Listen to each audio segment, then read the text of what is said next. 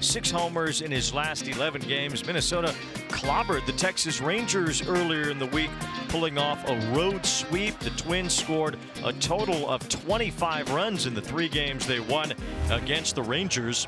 And overall have a 4-game winning streak. 5 would be their longest win streak of the season as they try to move past the Diamondbacks here tonight. And it's Trevor Larnach leading things off for Minnesota. As hot as any of the Twins over the last few days. And we are underway with a fly ball to right center field. This is hit well. Lawler's back with Carroll near the warning track, and he makes the catch as Larnach with a loud out starts the ball game. Yeah, Larnach's been on fire, especially in June. 8 runs, and they put him in the leadoff position, especially right-handed pitching. So you can see in the game plan, Wayne, they're going to attack that fastball early, not letting Soroka get to that slurve. A 10-time Gold Glover at third base for the Diamondbacks and Nolan Arenado.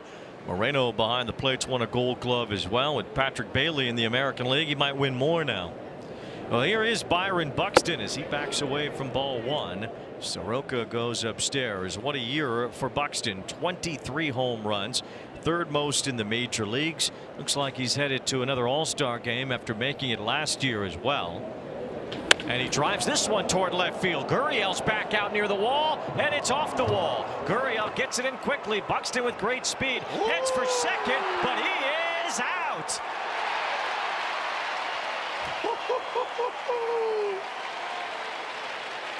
Play the game the right way. Gurriel, excellent off that wall.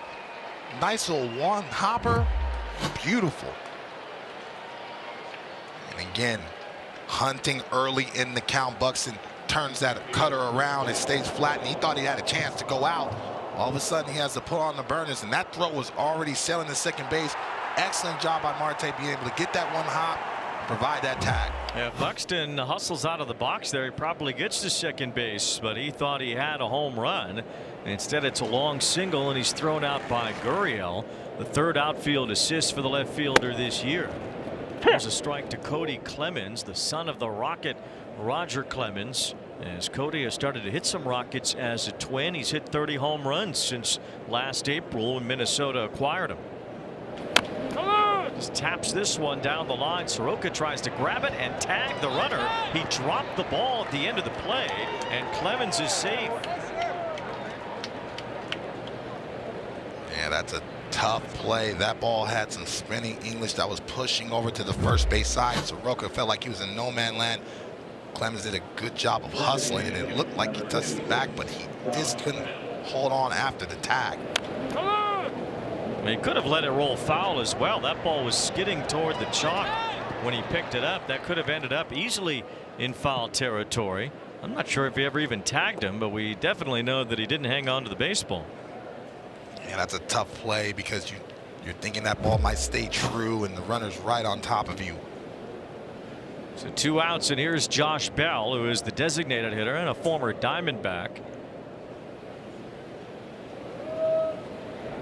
Diamondbacks probably looking at Josh Bell right now thinking, yeah, maybe we could use a guy like that. They could use a first base DH type. Especially they would struggle offensively and still trying to find somebody to be that impact player for the Diamondbacks at first base. But it seems like Josh Bell has made a career of being outstanding in the first half and being that trade chip. But I think he's going to be able to stay home the way they're surging back in the race. Yeah, Minnesota hoping to stick around in whatever sort of playoff race is developing in the American League Central and the American League wild card picture under their new manager Derek Shelton, who at one time was the bench coach for the Twins back in Minnesota and back in a managerial seat after a fairly long tenure as the skipper of the Pirates. 1 ball 1 strike on Bell. And now 2-1 as Soroka had that slurve slip out of his hand.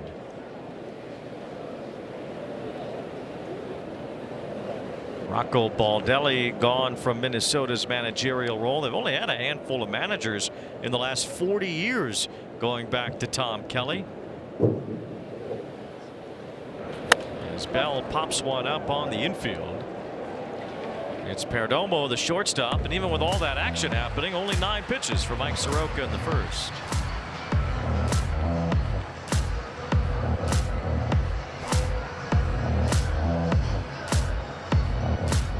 Top of the order with Marte, then Perdomo, Corbin Carroll in the number 3 spot for Arizona. Moreno's been swinging the bat well also. Gurriel just got back from an injury this week. And the veteran Nolan Arenado playing third base. They'll go up against a left-hander, Connor Prielipp, who is making his 11th big league start here tonight. Very important for Connor to be able to establish that fastball because he too has an elite slider as well. Not going to blow the doors off, but mid-like fastball. I'll tell you who blows the doors off is Ketel Marte every time he barrels a baseball. This guy hits everything on the nose. 1 ball and 1 strike, and it's surprising to see him only at a .258 average. He's hit 11 home runs. Torey Lovullo said he talks to Marte a lot about his expected numbers and how the StatCast page should turn into his favor at some point. But Marte says he doesn't care. The batting average is what's up there, and he'll just have to hit his way through it. He's been hitting more lately. You see his last 5 or 6 weeks for Marte have been better. Bouncer here down the third base line. That stays fair. Brooks Lee with a 1-out throw to Lewis at first. 1 out here in the first inning. StatCast powered by Google Cloud for the lefty Prielipp. Prielipp, see the fastball's already playing up this early in the Marte bat, but the slider is his best pitch, and if he gets to that changeup, especially to the right-handed batter, that will help neutralize him as well. Well, they love his slider, and that's why they got him throwing it a lot. His curveball's coming along as well. Here is Perdomo, switch hitting shortstop, batting in the 2-hole. It's a new thing for Torey Lovullo, putting Perdomo between Marte and Carroll. They think that will get him going offensively. Elite strike zone awareness, bat to ball skills as well, and he really surged last year, 4th in MVP voting. He looked like a building block at shortstop for many years. The Diamondbacks have already committed to him in that way anyway, giving him a contract extension. That offense has not carried over yet this year. Strike in there from Prielipp. It's 1 ball and 2 strikes. There is Torey Lovullo, recently won his 700th game as the manager of the Diamondbacks. Always has great energy every time we get to talk to him, and has a real good pulse of his ball club. Excellent slider by Prielipp. We've talked about that, getting to that pitch, very important, especially when he gets ahead. Pitch dropped out of sight. Prielipp has his first strikeout today. Now 2 out, nobody on. Here is Corbin Carroll. Thanks to Miguel, you can listen to all of your players' favorite songs on Apple Music. You should share your playlist with everybody. You don't want to do that, Wayne. First pitch to Carroll is upstairs, ball 1. Now, you were a left-handed pitcher in the major leagues. You won a lot of games, certainly a 20-game winner in the big leagues. What would you think about a left-handed batter that handles left-handed pitchers so well? You know, he hits the ball to all fields, has enough bat speed to let the baseball travel deep, and enough power as well. And so if I'm looking at Carroll, I'm trying to get him to hit the ball hard on the ground to the right side. Anything elevated with the slider or the fastball, he has power to left center as well, as you've seen in the highlights, to right center as well.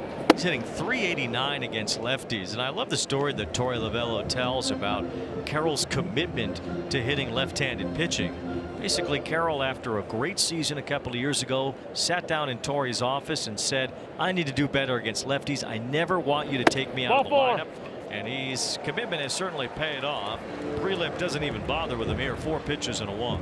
Well, strike zone awareness, also knowing arm angles, but you've seen the power that he possessed. Lefty on lefty, that's a changeup. That is very difficult to do because you're going to recognize it mid-flight.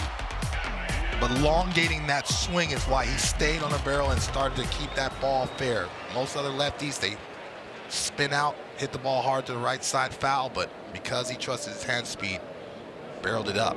My guy Sam Aldeguerri on the wrong end of that grand slam. Blooded. Corbin Carroll the other day.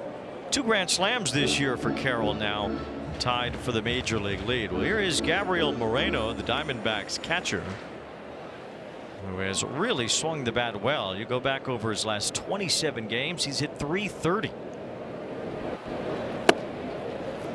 Prielipp hits the bottom of the zone. 96 on that fastball. Nothing to sneeze at either. He's feeling good today, especially in the inner half to the right-handed batter. Make them acknowledge that fastball in. That'll set up the changeup in the backdoor breaking ball as well. 1-1 as Moreno chops one foul, and it's 1-2. It felt like the only thing keeping Moreno from winning the Gold Glove every year in the National League was that Patrick Bailey was a San Francisco Giant. Now that Bailey's in Cleveland, well, it's all yours, Gabby Moreno. So athletic, so talented, elite game caller and pitch framer. Won it in 2023. And his favorite player is my boy Miguel Cabrera. So I actually debuted against the Detroit Tigers, and so I know he got a lot of autographs in that tunnel. First Diamondbacks catcher to ever win the Gold Glove. First rookie catcher to win a Gold Glove since your guy Charlie Johnson in 1995. 1-2 on Moreno. A ground ball is up the middle. It's Gray reaching with a dive. He'll throw to first from his knees, but have no play. Moreno with an infield hit. Great effort by Gray to keep it on the infield. But Moreno has the first hit for Arizona. Yeah, if that ball would have got through, you know, Carroll would have been on third, and so playing Moreno to pull side this ball back up the middle. Only play you had, especially with the speed of Carroll, is to try to get Moreno Cadillac into the first, but out of the box, he's feeling that that's a base hit, and all of a sudden, Gray makes that close. Well, what he really did was keep Carroll off of third base. You know, Carroll's going to motor around there if that ball leaks into the outfield. So now Lourdes Gurriel Jr. is the batter. A couple of 2-out runners, the 2-out walk, and now the infield hit by Moreno. Gurriel had a hamstring injury and missed some time, but can really be a dynamic offensive player when he's right, only hitting .220 in 27 games this year. Little tapper toward third. It's right on the bag. Glove by Lee for the force out on Carroll. So Prelip works around a little bit of 2-out traffic, and it's scoreless after 1 in the Valley.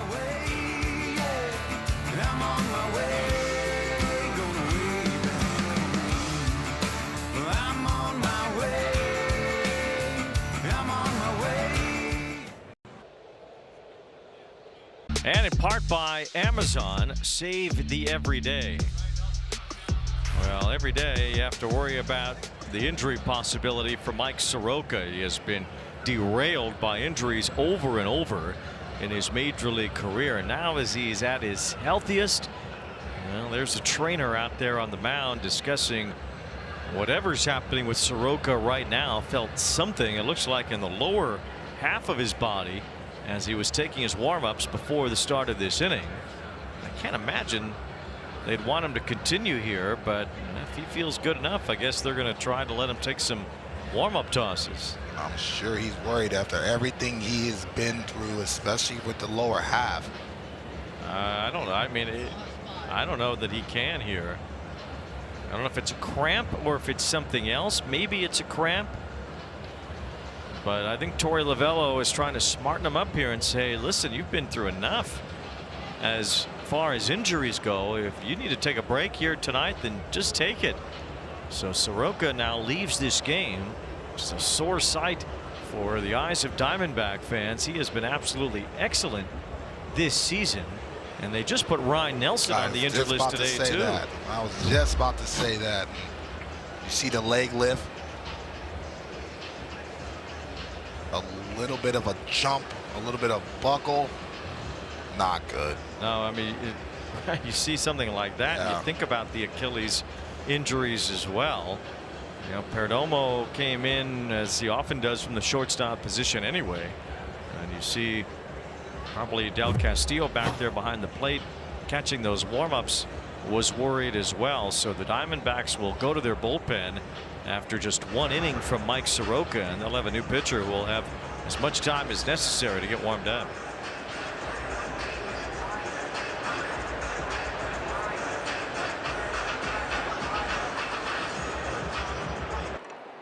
Surgery. AJ Puck is out, and Ryan Nelson just today put on the injured list. So it's lean right now for Arizona from a pitching standpoint, especially in their starting rotation, especially when they have Merrill Kelly has not pitched well this year. Zach Allen has not pitched well this year. Mike Soroka's been outstanding. So this would be a huge blow to the Diamondbacks rotation if Soroka has any long-term issue here. And it seems like over the last couple seasons in Arizona, that is what really has handcuffed them, the inability, the ineffectiveness, and really the injuries of the staff, whether it be in the bullpen or in the rotation as well. Tough to win ball games when you don't have consistency on that mound. The Diamondbacks have spent some money on pitching. Eduardo Rodriguez finally this year has put something together. Rodriguez won his 100th career game the other day. And the Jordan Montgomery experience did not go well here in Arizona. And Corbin Burns got a huge contract and only lasted a couple of months before he needed Tommy John surgery. Certainly a pitcher that you'd be willing to spend money on in Corbin Burns, but that contract to this point has not worked out either. He was good, especially in Arizona. It really sent a jolt in the city because they were like, oh, the Diamondbacks are spending money and they're all in. And at the time, he was one of the most sought-out pitchers in all of baseball, and so he's going to be able to bounce back, I believe. But right now, when you continue to be just outside of the playoff mark, it can be frustrating for a city and an organization like the Diamondbacks. Well, the Diamondbacks were able to get some rest yesterday. They had an off day. And prior to that, Eduardo Rodriguez went 7 innings the other day against the Angels. So the bullpen should be pretty well rested, although Taylor Clark is not typically a guy who's going to go multiple innings, but we'll see what the ask is here for Clark as he enters this game in the second after Mike Soroka only goes 1 inning. And whatever the case, we will pass along the injury update on Soroka as soon as we hear something. And it looks like they really had to get him out of the locker room unexpectedly because that injury happened so quickly, so they didn't even really have their bullpen guys going. So he's going to have to take his time being able to warm up, get command and feel of that baseball, because, man, this Twins lineup, if they get runners in scoring position, watch out. And the Diamondbacks do have Brandon Pfaadt, who they give some money to down in the minor leagues. So, you know, Pfaadt, even though he lost his spot initially on this roster, perhaps could find his way back if there is any other injury that could happen here to Soroka. Nelson, as we mentioned, just put on the IL. Arizona's only had to use 6 starting pitchers this year. So even though some of those guys have been ineffective, at least they've taken the ball and given them some innings. So the Twins will have Royce Lewis leading off here in the second inning against Clark. Lewis playing first base lately after returning to the major leagues. And, well, an interesting story in and of itself that Royce Lewis has largely moved across the diamond from third base to first base. Brooks Lee wasn't really a major league level defensive shortstop, so he moved to third base while Lewis was trying to figure out his swing. And now that Lewis has figured out his swing, well, the former #1 overall pick is trying his hand at first base. You know, for him, he's such a positive guy. Every time we got a chance to talk to him, you just want to root for him. If Lewis, with the adjustments that he's made, especially down in AAA, getting some confidence, making some adjustments with that leg kick, if he gets going and really sends a jolt being that running mate for Buxton and company, they're going to be buyers instead of sellers come the trade deadline. Now you think about where the Twins were just a few years ago when they won the American League Central.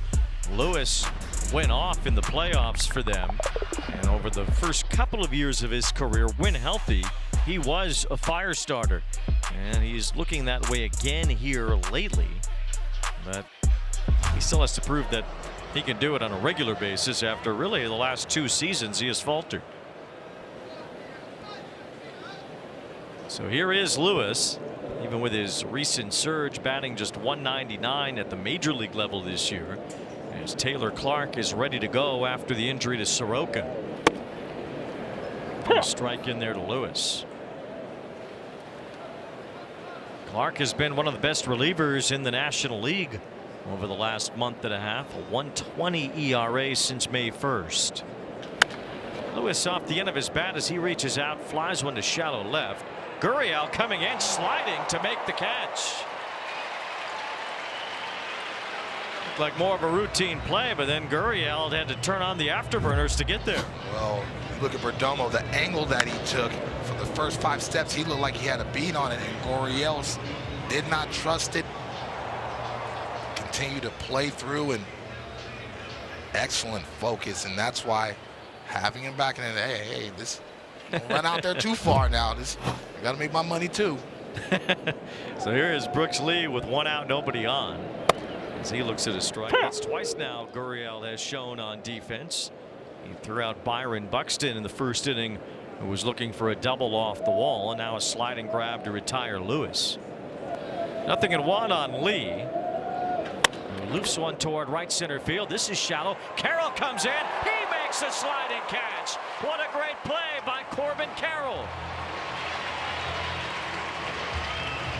And I love that he gave the smile. You guys have seen this movie before. It's all about the jump off the bat. That's what made him get this ball. And his speed, I mean, the burst is absolutely excellent. And so you're seeing the metrics of this defense. They can go get the baseball with the best of them, and you might have to buy some spreads at AZ88. Yeah, you're right. This is a fabulous defensive team all the way around. We showed you Arenado and Moreno as Gold Glove winners, but Carroll has a Gold Glove in his future, you feel like, in right field. 6 outs above average this season. He has a great arm too. He's second in the major leagues in outfield assists since the beginning of last year, as Lee flies out to Carroll, and now Victor Caratini takes ball 1.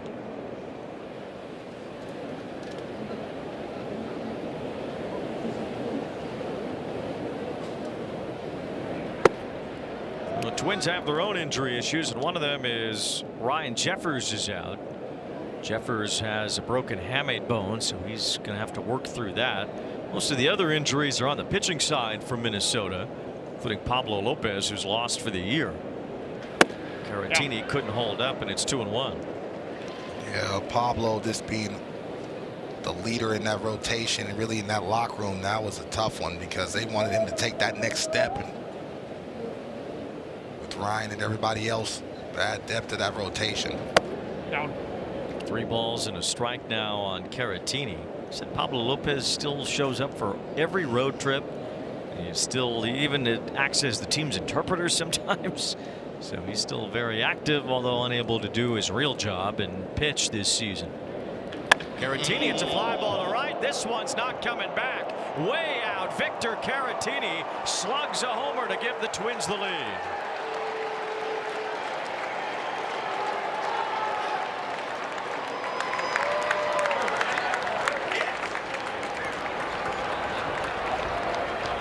Caratini basically said, try to catch this one. Yeah, he got himself in a hitter-friendly count, and you know he was hunting that fastball. Did not miss it. Yeah, you can't live there. That fastball's leaking over belt high. Ooh, loud noises, Wayne. All Carroll could do is just admire it and watch it fly. So Minnesota gets on the board first on a homer from Victor Caratini. Now Tristan Gray, the shortstop, swings and misses on that pitch from Clark.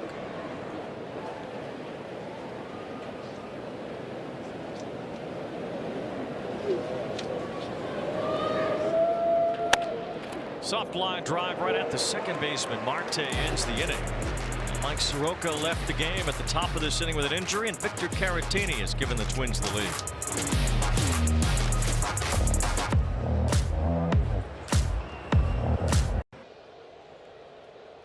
To the Red Bull Ring in Austria after Lewis Hamilton earned his first victory as a member of the Ferrari team last week. Full coverage of the Austrian Grand Prix begins June 26th on Apple TV, the new U.S. home of Formula One. Already got my Ferrari jacket for Vegas, baby. What is that Vegas race? Well, I'm in the building, man. It's in November. Oh, that's perfect for us. Yeah, absolutely. Front row tickets. Well, here is Nolan Arenado to lead off the bottom of the second inning. Arenado was on quite a roll for a while there, but he has since cooled off. First year with the Diamondbacks after spending the last few seasons with the Cardinals, still on that contract that the Rockies gave him at the end of the last decade. It's a fly ball to center field. He's been swinging at the first pitch a lot, and he flies out on the first pitch here to Byron Buxton. 1 out in the second. Let's go downstairs to Heidi Watney. Well, Wayne, D-backs first basemen have the lowest OPS in all of baseball, and in fact, it's lower than any team's first baseman in the expansion era. They signed Carlos Santana to platoon with Pavin Smith. Both got hurt. Ildemaro Vargas took up the torch in April, had the best month of his career, a 902 OPS over his first 40 games. But over the last 24, that OPS has plummeted. Mike Hazen said he plans on being a buyer at the trade deadline. First base is a position he might be looking to upgrade, guys. Well, I would say so, and I know Torey Lovullo was appreciative of Heidi drilling him with that information earlier about the low OPSs at first base. Hey, Tony. Our resident mom, she's the best. 1 ball, 1 strike. I mean, that's a position, though, like third base, though. You have to provide a level of threat offensively. You know, not get more than you let in. And it's tough, especially how this division shapes out, and you see how these lineups are built. You have to have somebody that has a threat of power at that first base. Luke Keeschel retires Ildemaro Vargas, 2 outs. You know, they have a great lineage of first basemen here with the Diamondbacks. Mark Grace was part of that World Championship team in 2001. Paul Goldschmidt had some tremendous years here in Arizona. You know, they thought Lyle Overbay or Rubiel Durazo would be the guy too for a while, but Goldschmidt certainly was the guy. And then Christian Walker was outstanding for them. 2 out, nobody on. Here is Jordan Lawler showing bunt and taking a strike. So it's odd to see the Diamondbacks without someone that can plug in at first base and be a guy they can rely on for 30 homers and 150 games. Maybe they'll get that guy in July. Lawler off the end of his bat loops one towards center. Buxton got a late start, comes in and closes on that to end a 7-pitch inning for Connor Prelim. Number 7, Corbin Carroll will join us live from right field, top of the 3rd.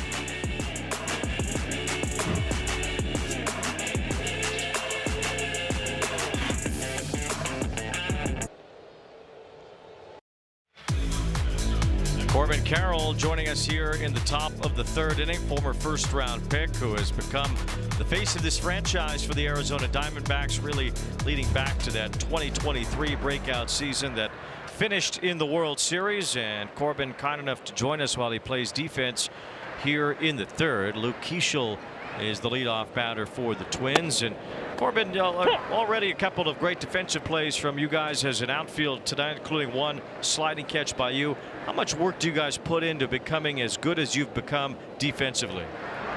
Yeah, lots. Obviously, it's half the game right there. So, yeah, you know.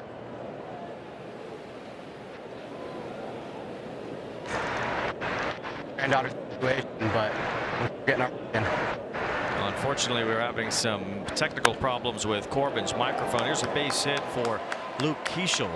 So we are going to pause our interview with Corbin Carroll until we can get that straightened out. Keeschel is on to begin this 3rd inning for Minnesota. They have 4 hits now against 3 different Diamondback pitchers in the first 3 innings. You look at this lineup, they are scrappy, and we talked about it already, how completely good they are with runners in scoring position. You look at the AL Central and some of the offenses that have struggled. This is why the Twins are so exciting, because they've propelled. Now, if they get some help in the back end of that bullpen and some consistency, man, watch out in that division. Yeah, their bullpen really has some issues. They have the highest bullpen ERA in the major leagues. They'll worry about that later, I guess, as they are trying to score some runs early. Talked about how their offense performed in Texas. Larnach chops one foul against Thompson, the new pitcher for Arizona. It's a well-balanced attacks, lefties and righty as well, but Thompson's a tough cover, especially that arm angle. Sort of another 1-inning guy. I don't know what Torey Lovullo's plan is here for the bulk of this game after Soroka only went 1 inning tonight. You see that bullpen, everybody sitting down, all hands on deck. As soon as your starter goes out that early, you're going to expect to be able to factor in that ball game today. You might just try to piece this together 1 inning at a time until this game kind of develops one way or another. We'll see as we go here. Ryan Thompson in the game now for the Diamondbacks, with Larnach, who flied out to pretty deep right center his first time, and what is ultimately a very spacious ballpark. 407 to straightaway center, plus you have that high batter's eye. They have to kind of hit it halfway up to get it out over that wall in center field. But it's Arizona. That ball flies a little longer, a little higher out here. See, it's playing a little bit more fairly this year because they don't have to open the roof during the day the way they used to.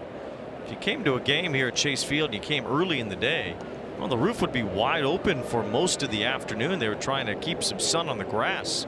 But now they don't have grass. Here's a little bouncer off the bat of Larnach right to the first baseman as Vargas down the line has to reach for a tag on Larnach. Keishel goes to second base.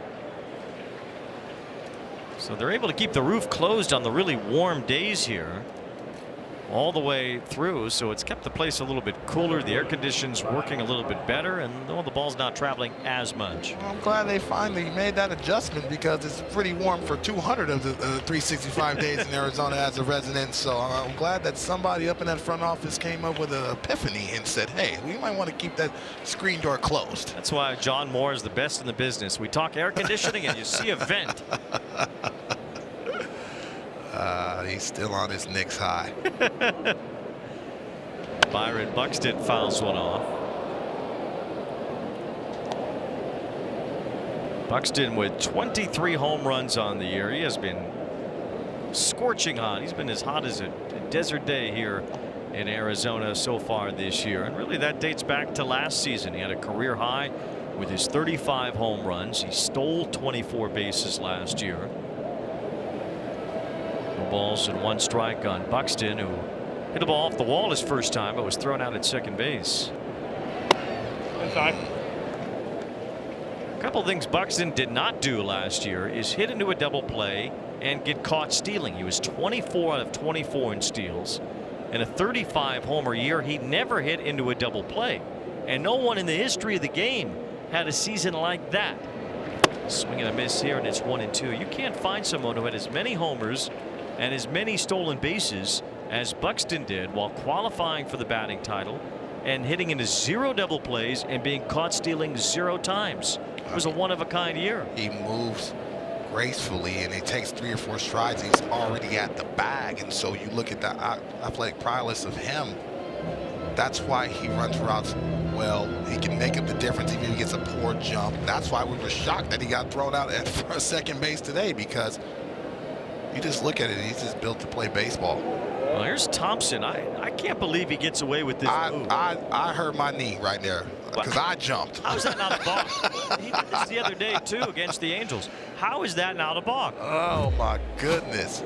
He breaks the hand early, gets his momentum to be getting over the rubber back towards second base. That strike 3 call to Buxton, a fastball at the knees for the second out. That's a legal move. That's legal. Sorry to tell you, I pay taxes too. Excellent fastball by Thompson. He threw the slurve to slow him down, and all of a sudden, an excellent place sinker. For a guy like Buxton that wants to get his arms extended, that's a tough pitch to cover. And 2 outs, and here's Clemens, who had a base hit his first time. It was an infield single, a swinging bunt up the first base side. 1 ball, no strikes. Clemens second on the team with extra base hits and third in WAR, so he's really developed into a threat. 11 home runs on the year for Clemens. OPS over 800. Chops this one to the third base side. Arenado can't pick it. It's into left field. Around third, Keishel comes home. Clemens has an RBI. You expect Arenado to catch everything. It's shocking when one gets by him, and the Twins take a 2-0 lead. Yeah, that just caught in a tough angle and made Arenado in between. Tried to get around it, realized that that baseball had top spin, so the only play he had was to be able to backhand that. And again, you see how well this Twins team does with runners in scoring position, guys that don't strike out, put the ball in play and force the opposition to play clean baseball. Keishel's a great runner on the bases too. He scored easily on that, so Minnesota leads by 2. They gave Arenado an error. Even if he does field that ball, does he have the play at first? I'm not sure. I've seen a lot of video, a lot of VHS, because he's been doing it for a very long time, but that's going to be a tough pick cleanly to transfer that throw across the diamond. That's a tough one. That is a tough one. A strike to Bell. One thing, if Arenado does pick that ball, obviously the run doesn't score, but even if he fields it cleanly, I'm not sure he has time to get Clemens.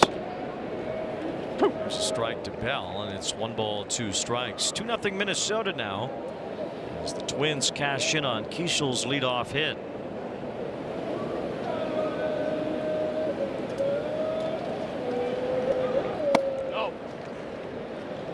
Bell, 17 RBIs his last 20 ball games. You're seeing some length and productivity up and down the lineups.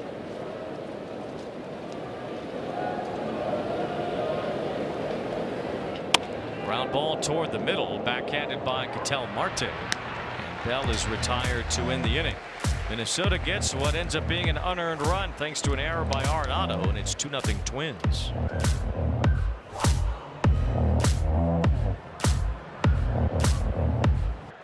Good year. Tonight's odds are courtesy of BetMGM. We're looking at the NL MVP. Now, obviously, Shohei Ohtani, the overwhelming favorite. But the D-backs' Corbin Carroll has the 3rd best odds, just behind Juan Soto. He doesn't grab as many headlines, but he is an electric player. You saw that sliding catch earlier in the game. He leads right fielders in outs above average since his rookie season. Also hit at least 20 homers to go with 30-plus stolen bases each of his first 3 seasons. Leads all of baseball in triples by a long shot since his debut. Guys, I think D-backs fans need to get out there and vote for him for the All-Star game. What do you think? Well, that is true, but as far as the MVP goes, no one has good odds outside of Shohei. He almost certainly will win his 5th MVP this year. You're starting to see the surge from Shohei, especially offensively. You knew he wasn't going to stay dormant, and he still has that Cy Young. Will he get enough innings? But, man, he gives up 3 runs. You're like, what happened? Because he was on a historic run. And, ooh, that ball sounds barrel. Yeah, Lou James Groover, and it's off the wall. Throwing it in quickly as Larnach play at second base. Groover stays on the bag. He's safe. And he just missed his first major league home run as he doubles off the wall in left field.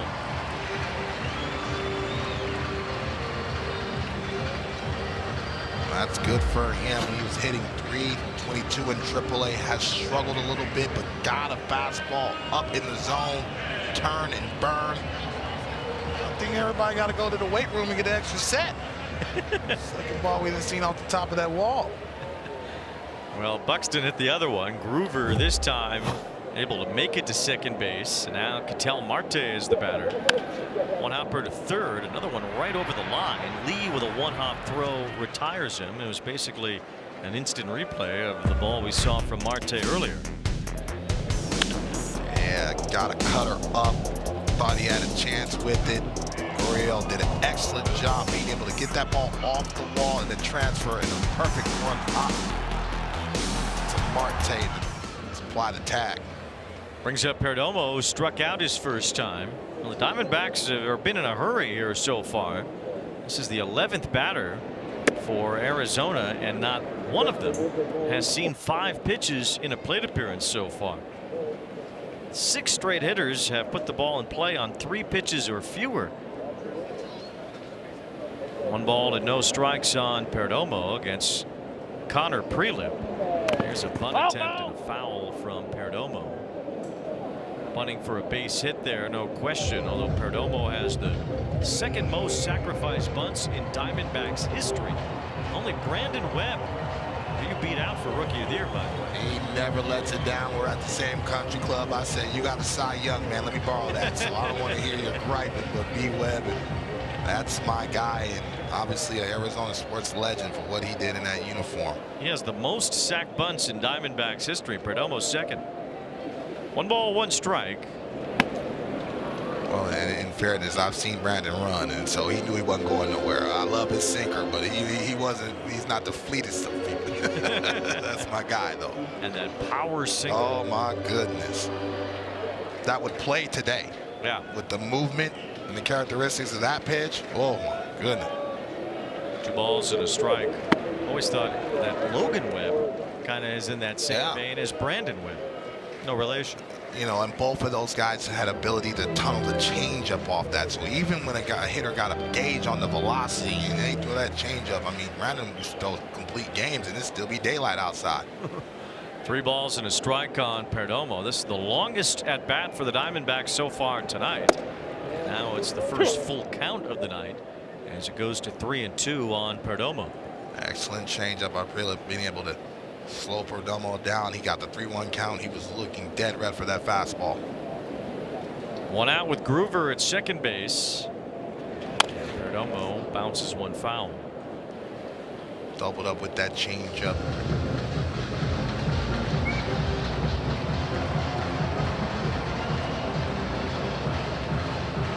Last at bat, he got Perdomo to chase that slider down. We'll see if he goes back to it.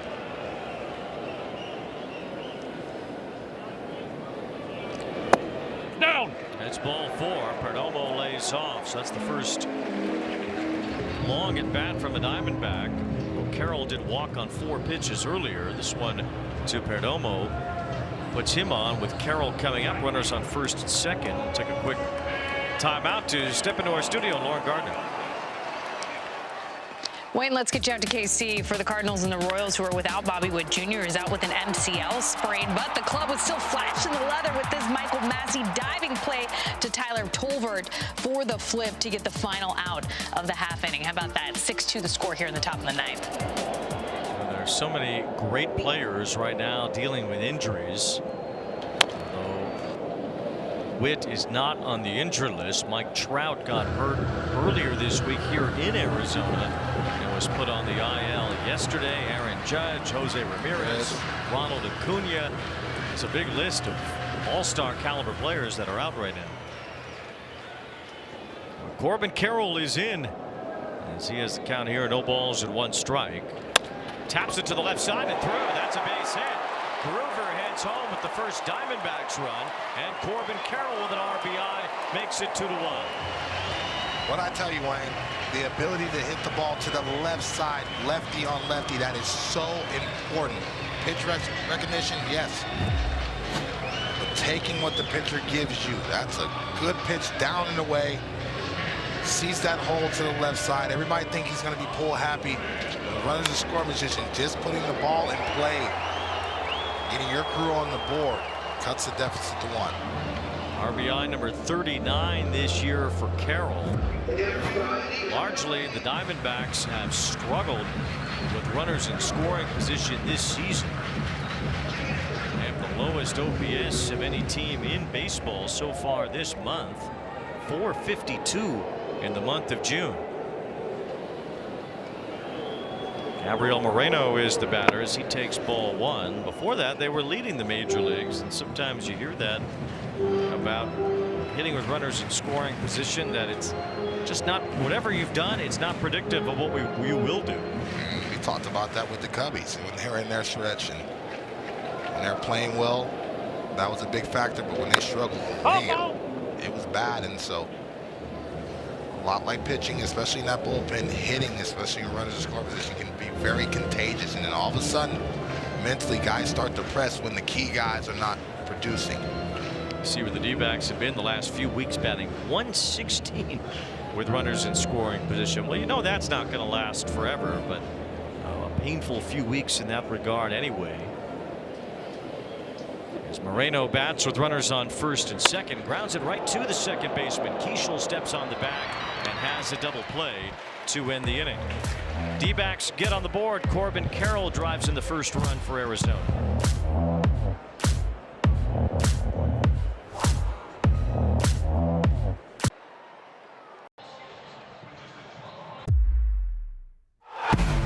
Time for a Sage manager interview here with Torey Lovullo. Michael Soroka had to come out of the game. What can you tell us about his injury? Yeah, it's a left quad.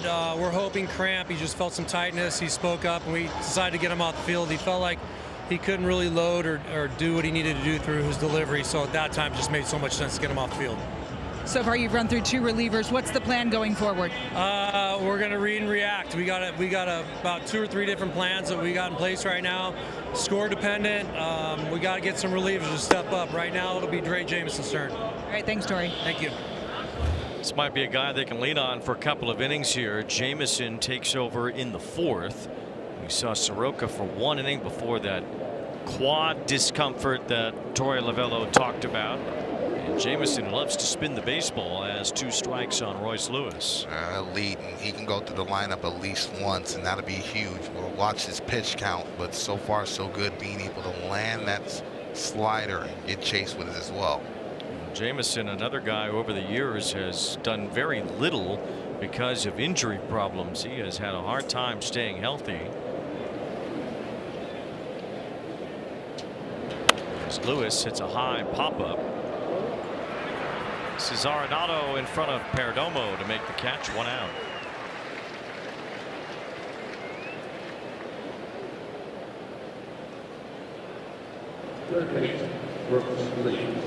Brooks Lee will be the batter. Lee flied out to right field his first time. Productive year so far for Lee, as he's hit 12 home runs on the season.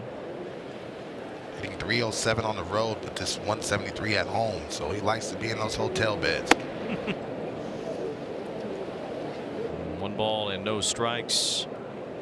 Jameson began the year at AAA.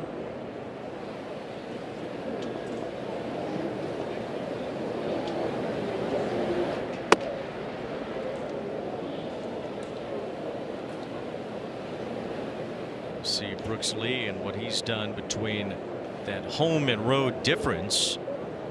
It's made a big difference for him.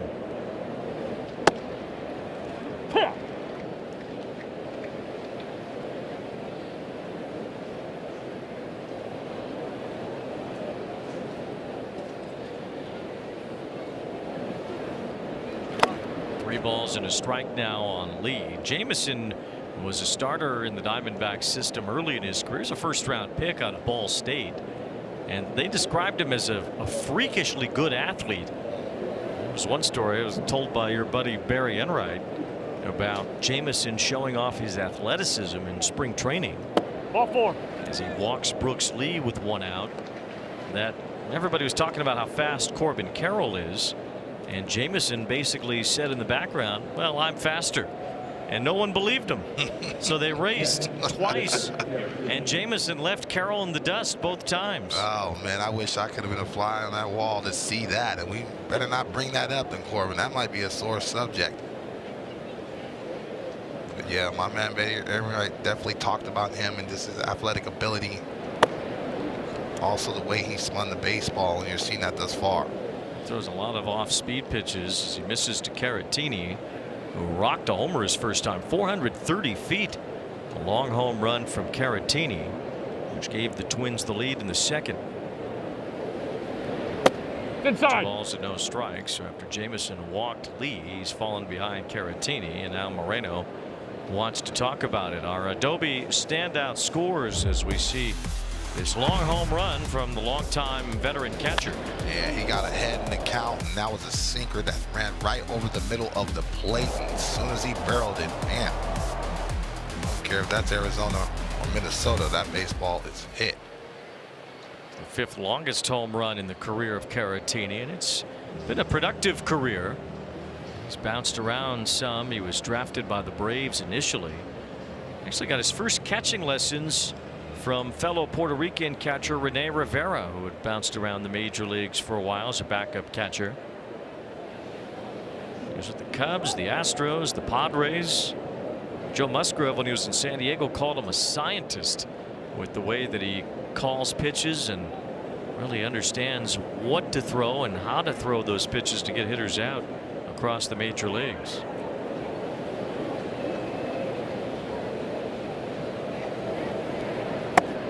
It's in there for a strike to Caratini. We have an ABS challenge powered by T-Mobile.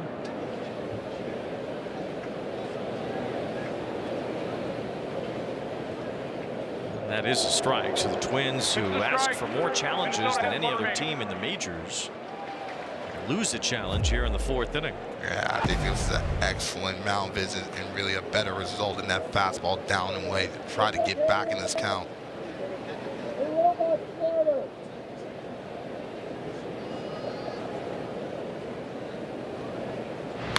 Throw to first base with Lee running there. Jameson doing a good job of varying his holds, and that does 2 things. It stops the running game, the runner from really advancing and getting good momentum, but it also throws the hitter off at the plate.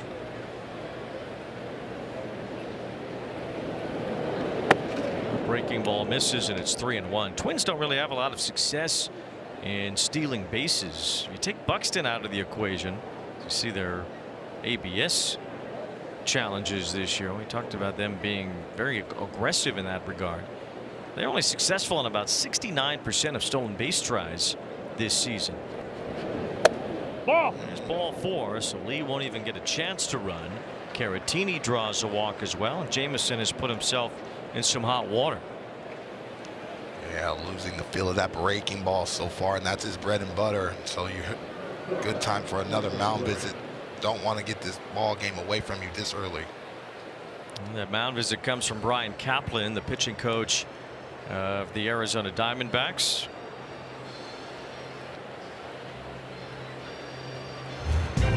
Meanwhile, this Juneteenth, we're proud to highlight the diverse voices shaping our game. Discover and shop our incredible collection of black-owned brands today at MLBshop.com.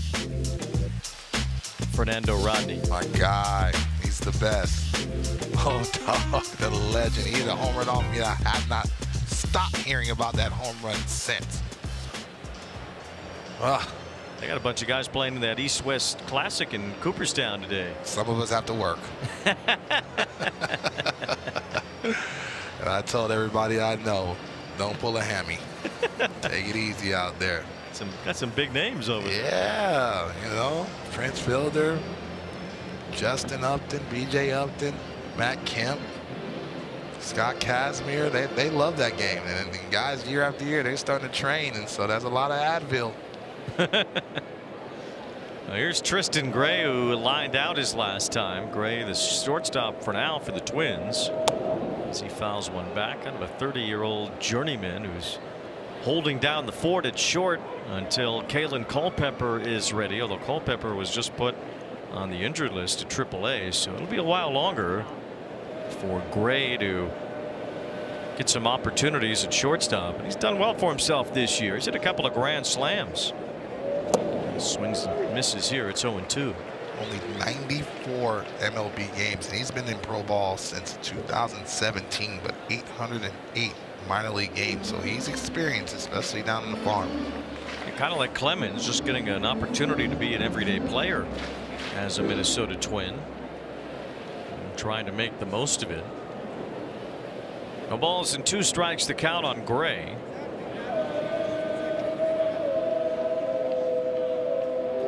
Bouncing ball up the middle and hit the bag, and it goes into center field. Brooks Lee comes home, and a bad bounce for the Diamondbacks turns into a big bounce for the Twins. RBI for Gray, and it's 3-1.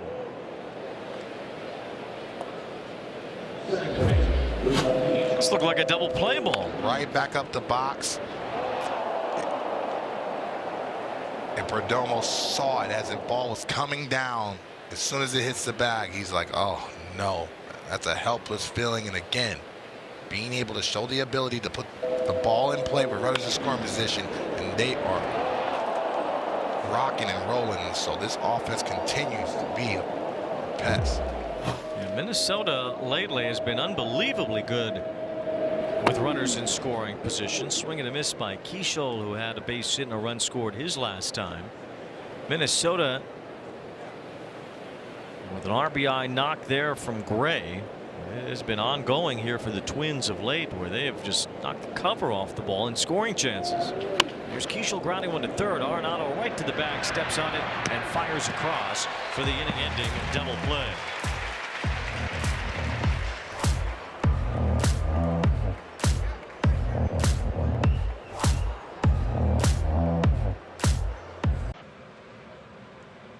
Time for a stage manager interview here with Derek Shelton. I mean, Mike Soroka, you never want to see a player get hurt, but what's the challenge of facing another team when their starting pitcher comes out early? Well, first off, you never want to see anybody get hurt, especially Soroka's having a nice year.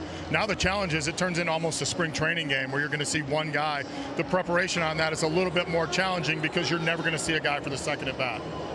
Connor Prelip, you said his slider is really good. What's working for him tonight? The slider's working. I mean, I think we saw him lose his fastball a little bit. The pitch to Carroll wasn't a bad pitch. It's just a good hitter that got it. But I think the slider's actually working tonight, so we're in a pretty good spot. All right, thanks, Shelty. All right, thanks, Ed. Prelip's had a rough time here lately, but he's looked good so far tonight as he gets Gurriel to bounce to short. And Gray throws out Gurriel, 1 away. Yeah, 2.88 ERA his first 5 starts, 7.66 his last 5. So this is a very important start to reestablish himself in that rotation. I love the sequence from him, the changeup that falls away to the right-handed batter, but he's not afraid to throw that fastball or that slider in a half to force them to honor it. Now, one thing about Prelip, he is 25 years old, and he went to college. He went to the University of Alabama, coming out of Wisconsin. And he has only thrown about 200 innings total since his high school baseball career ended roughly 7 years ago. You see the ERA has really jumped over his last handful of starts, but so far so good tonight. That's a strike to Arenado. He had Tommy John surgery while he was in college, and then he had another UCL injury after getting drafted, so he needed another surgery. He only threw about 30 innings in college, and then another 30 innings in Pro Bowl in 2023 and 2024. So that entire time, from the time he graduated high school through 2024, he threw about 60 innings. And then finally last year he had about 80 innings of work in the minor leagues, and now this year has put together a full season to this point between AAA and the big leagues. So that's what I mean. He's still learning sequencing. He's still learning how his stuff plays to the hitter. And so obviously the more reps you have, the more that you know the angles. And he seemed to have command of all 3 of his pitches thus far. There's a liner to left center and a base hit for Arenado.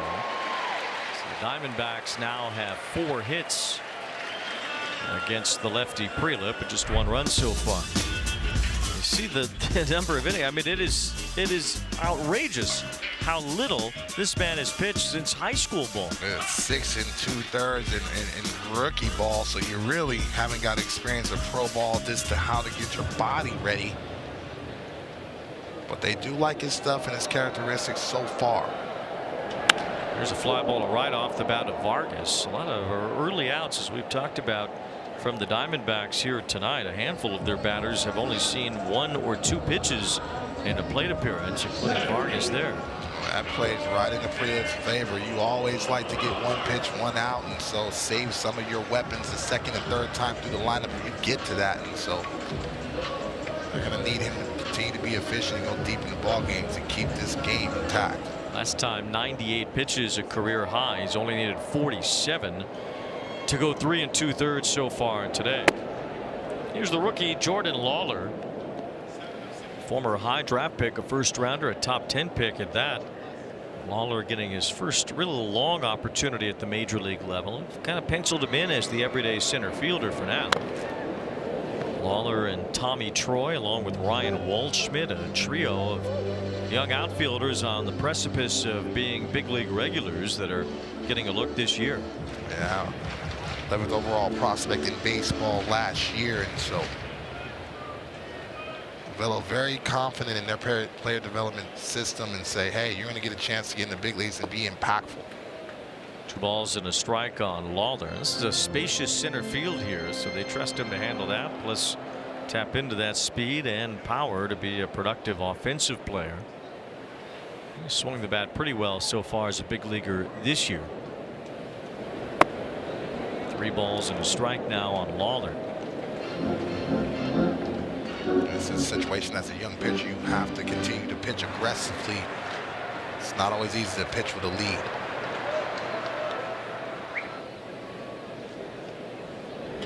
That's line toward left center field, a base hit for Lawler. Arenado's making the turn toward third base. Buxton gets it into second, and the Diamondbacks have runners on the corners with 2 outs. See what I mean by pitching with a lead. All of a sudden you start to pitch fine and get yourself in hitter-friendly counts. You gotta continue to have pedal to the metal and be aggressive like the game is 0-0. You tell Prelip right now is just trying to nibble, hoping that the hitters get themselves out. Not a bad changeup. Lawler did an excellent job elongating that swing and getting just enough barrel. Get himself a base hit and seeing the old timer still turn around and get first to third. Now some youth at the bottom of the order for the Diamondbacks. Lawler and now Groover. It's the inside out's a ball foul. Groover had his first career extra base hit his last time when he doubled off the wall in left field and scored the first run for Arizona tonight. Lou James Groover III.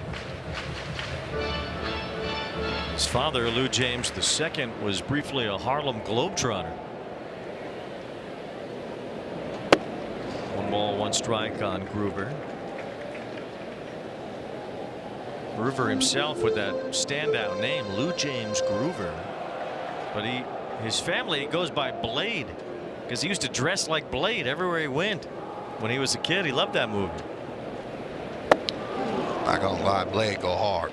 Not gonna lie about that. That first Blade, yeah, I don't know about you, Weezy, but that Blade, yeah, Dave Walker.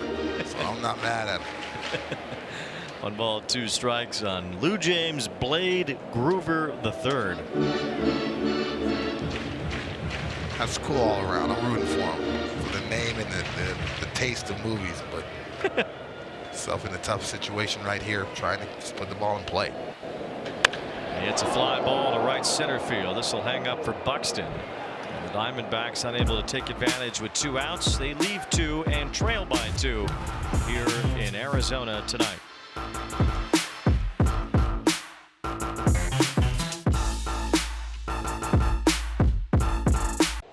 Corbin Carroll had a base hit earlier in this game to drive in the first Diamondbacks run as they trail 3-1 here entering the 5th inning at Chase Field. A busy night for Carroll so far, also a sliding catch, and he joins us here once again in the top of the 5th inning. But I think we got all the issues from a sound standpoint worked out as Trevor Larnach leads off here in the 5th inning. Corbin, we're trying to talk to you a little bit about it before, the outfield defense and your work with Dave McKay, and just kind of take us through how that has matured for you over these last few years. Yeah, it's been awesome. I've been lucky to be able to work with him. He's someone who's accomplished so much in this game, and for him to still go the way that he does right now, it's really impressive, and he motivates us all. Corbin, you're hitting .389 against lefties. What have you done going into this season to really be so impactful, being lefty on lefty and doing damage? Yeah, I feel like a combination of things, but I just feel like the work's been good, honestly. In the cage, seeing different angles, different shapes, using our traject machine, using the pitching machines, using an arm and who will mix and kind of do at bats for us. So yeah. Now, your rookie season, you guys go all the way to the World Series, and obviously a lot goes into going to the World Series every year. It's not something that just happens every season. As we see a little bouncer here, Arenado with the backhand, and his throw is not in time as Larnach has an infield hit to lead off the 5th inning. What did you learn about that journey and what it takes to get back to that point over the last few seasons? Center field. Yeah, for sure. I think when you do it in your first year, you don't, in a large sense, recognize how lucky you are and how hard it is because it's all you've known. And yeah, I think just now playing a few more years and truly seeing how hard of a task it is to accomplish. Just makes me that much more motivated to want to do it again. I live in Arizona and I know how good you are, but take me into how good Mr. Marte is, because his numbers over the last couple of years propels him to really be one of the best, if not the best, second baseman in all of baseball. Yeah, I mean, in my book, definitely the best second baseman. He does stuff that is just otherworldly. I would say watching him hit from the right side of the plate, some of the balls that he hits, that's one of my favorite things that I've gotten to see so far in this game. The power that he has is just, it's incredible. Byron Buxton at the plate here, an incredible player in his own right with a base hit his first time up today. At the All-Star game coming up, you've had a great first half here. What are some things that you take away from going to a game like that and being able to compare yourself or just talk to some of the other great players in the sport, Buxton included? Yeah, I think obviously we've got a lot of great players here, but just getting to meet more great players around the league, I think just it humanizes them, and getting to pick their brains, definitely another pretty special part of that. I remember just thinking how nice everyone is, honestly. Josh Barfield, the old farm director, is one of my best friends, and he talked to me about you a long time ago. He said, Train, this guy is a mainstay. Tell me about this being a mainstay for this organization and really this city, and just seeing Corbin Carroll jerseys all over the valley. Oof. Yeah, I definitely feel lucky in that sense, because I was that little kid going to Mariners games well, I had a couple jerseys, but Kyle Seager and Ichiro and Cano jerseys. So just to see little kids, wearing my jersey now, it means a lot. See you peeking at the card there. What do you get from that card and looking at it in a situation like this? Yeah, we got Larnach in second base. We've got him down. He's a little bit of a slower runner, so I think just knowing on a play coming in, I'm going to be charging the ball hard and come up firing. But then with Buxton behind him, don't want to be silly about it. If there's no play at the plate, I need to get that ball in quick to keep him from running first and third.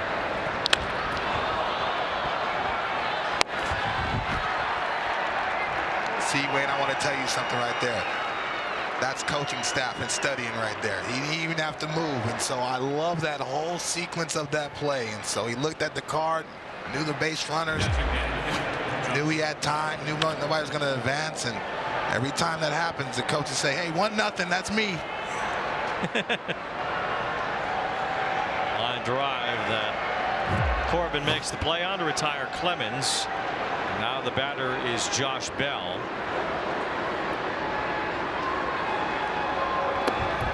Big swing there from Bell. Now you got to hit her with a little more power from the left side. Do you read this situation differently with Bell up there? Yeah, Bell, former teammate of ours, former Diamondback. He, to me, having not watched him play, too much from the other side before he got to us, kind of thought that he was like a real sold out for power guy, but. In my opinion, he's a little bit more hitterish than just a power guy. So, I know he's not afraid to just take his knock. Bell's been outstanding this year, driving and runs. He fouls one off here, and it's 0-2. As a man in the booth that's had 9 career triples, how does that feel when that ball hits the gap and especially with that 413 at home, is it off to the races or is this easy money for you to get the third? If you see my face, it's not. I would not say easy would be the first word that when you see my face. Yeah, we know when the headband's out and the hair is flying that you mean business. Yep, just trying to take extra base. 1 ball, 2 strikes on Josh Bell. A swing and a miss. Davison gets him with a breaking ball.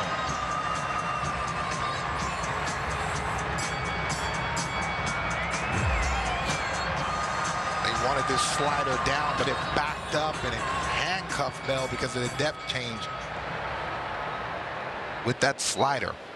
Jonathan Loaizaga is up in the bullpen for Arizona. It looks like Torey Lovullo is going to make a pitching change.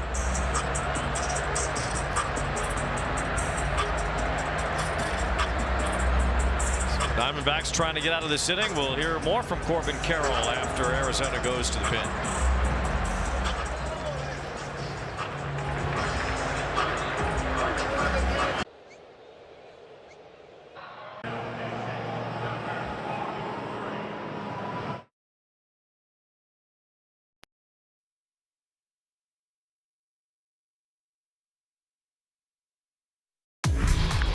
Corbin Carroll has really proven himself to be one of the most exciting young players in the game. The Rookie of the Year a few years ago. 25 homers, 54 steals. That year he's had 20 and 30 every year so far since, including 30-30 last season. Only he and Bobby Witt Jr. have done the same. And now Corbin, a 2-time All-Star, perhaps soon to be a 3-time All-Star, joining us for the rest of this top of the 5th inning as Royce Lewis bats against the new pitcher, former Yankee Jonathan Loaizaga, on the mound for Arizona. Ball one. As far as tonight goes, Soroka leaves early. Is there any difference for you as an outfielder with all these different pitchers on the mound to have to play behind? Just a little bit. I mean, just depending on what a guy's got. Like obviously, Johnny on the mound right now is a little bit more of a sinker slider guy, so just might affect the positioning a little bit here and there.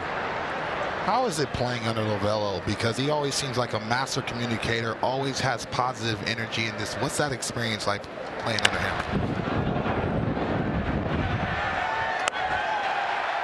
Yeah, it's great. Definitely a player's manager.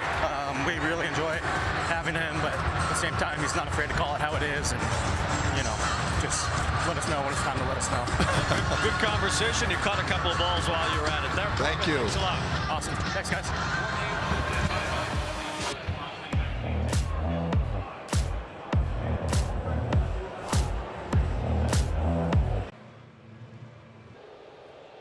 Fifth inning, third time through the order now for the rookie Connor Prelip, who has thrown 56 pitches tonight. Marte has not seen too many of them. He takes ball one here. Marte has only seen 6 pitches now in his 3 plate appearances tonight. Geraldo Perdomo's seen 11. He's the one who's gotten the longest look at Prelip so far in this game. Marte has hit 2 identical ground balls right down the third base side to Brooks' lead tonight. He's 0 for 2. Yeah, he's made an adjustment to his approach. He's got himself in a hitter-friendly count. He's trying to eliminate pitches, hoping that Prelip throws that fastball. He has the count in his favor here at 3 balls and no strikes. Just a couple of years ago, when Marte finished 3rd in National League MVP voting. He's made a few All-Star games, including last year. And he's right up there now with Luis Gonzalez and Paul Goldschmidt in just about every offensive category in Diamondbacks history. He's only about a dozen hits behind Goldschmidt for the 2nd most in the history of the franchise. And he actually is going to pass Gonzalez this year for the most games played in Diamondbacks history. Ball 4. He takes ball 4 here, and he's on to begin the 5th inning. Yeah, he's been a mainstay and really a factor. And I tell you what, he doesn't get the national recognition, but in the locker room, when you have to circle him, he definitely does. He is well respected. And you see ranks first in home runs, RBIs, runs scored. Anything you need from both sides, he is the guy. You see the franchise numbers there. I mean, every other category is either Goldschmidt or Gonzalez, and now Marte is starting to burst through that door and make it one of 3 at the top of those categories. As Perdomo takes ball 1, and now the catcher Caratini goes to the mound. You know, when I think of Marte, I also think of Jose Ramirez, where they want to be here. They don't want to be anywhere else. And so when they get a chance to sign an extension, there is not a lot of talk. They want to be a presence. They understand how they factor not only in the organization, but in the city as well. You want to talk about Corbin Carroll jerseys, you see a lot of Marte jerseys around here from adults and young kids. And rightfully so. Marte has signed a couple of extensions here with the Diamondbacks. That's shot to first. Nice play by Lewis. Throw to second for 1. Back to first. He's safe. Perdomo at first. Although Lewis thought they had the double play, and what a pick by Royce Lewis. Now he's used to the hot corner at third base. So he was able to scoop this ball at first and start almost a 3-6-3 double play. And he really didn't even have that ball in his hand. It was truly impressive that he was able to make a strong enough throw and make it close at first base. Perdomo was safe, so Lewis just gets the lead runner. Marte at second base. What a great play on the backhand pick on a rocket off the bat of Perdomo. Here's Corbin Carroll at strike 1. Should we have asked Corbin about that race with Dre Jameson while we have him? I didn't want him to cut his mic off. That would have been a little tricky. We have to come back here in a couple weeks. That's true. We'll be here when the Brewers are in town as Carroll fouls one away, and it's 0-2. This play by Lewis using his third base training. Yeah, had the backhanded. You're going to see that ball pop up, and really he had to throw a palm ball. That's a different movement. You don't have to do that, obviously, at third base, and so he hustled back, got to the bag, and made it close. Oh. There's a rocket right center field. Back for it, Clemens. It is gone. No, it's off the wall. It is off the wall. It is a double for Carroll. It stayed in the park up there in right center field as Carroll doubled. He just missed. I thought it was gone too, Wayne, because I lost it thinking that it was going to bounce over the fence as well. And so with that clear fencing, it's a tough look. And he's looking at that dugout like, man, I just missed that one. And we talked about him being able to caught it right on the end, but still strong enough. Well, they started flashing the lights too here in the ballpark when they do have a home run. But Corbin Carroll, he just missed it off the lefty pre-lip. He's been on base 3 times. He has walked, singled, and now doubled. And here's the pitching coach, Pete Mackey, out to try to settle pre-lip here with the tying run at second base in Carroll, and now Perdomo at third. Yeah, this game is starting to speed up. See the ball struck by Carroll, and then the lights start flashing as if it was a home run. But the ball did stay in play off that clear fencing out there in right center field. That's the third ball, Wayne, that we've seen off the top of that fence, and so we'll have to make sure they get that 4th set in the reps in the weight room.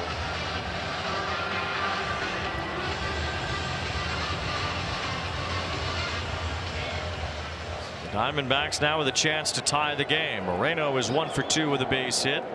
He's hit into a double play, and he takes one in the dirt. 1 ball and no strikes. Diamondbacks with a run on 6 hits. So far tonight, 1 for 5 with runners in scoring position. The Twins are 1 for 8. They've had a couple of fortuitous bounces tonight. One off the glove of Arenado and another off the second base bag that helped them get some runs. 2-0 on Moreno. Phillips trying to slow down these Diamondback hitters by throwing the changeup and get them out in front, but that pitch is not competitive enough, and so they're starting to eliminate that pitch and force Pre-Lip to throw that fastball, that slider. There's a foul tip for a strike, and the count now 2 balls and 1 strike on Moreno. Moreno tried to take the lead with that type of swing. Caught a changeup. One of Pre-Lip's better ones. Throw it a little bit higher, it's a little more enticing to the hitter. Bounce to third. It's off the glove of Lee. A run is in. Lee looking for a play, has none. Perdomo comes home. It's 3-2.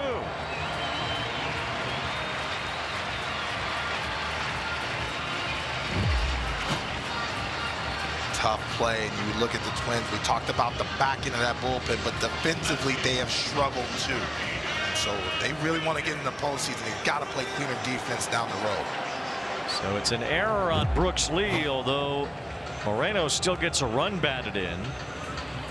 For Lee, it's his 6th error overall this season, and the Twins have made 45 errors on the year, compared to the Diamondbacks, who have made just 27 entering tonight.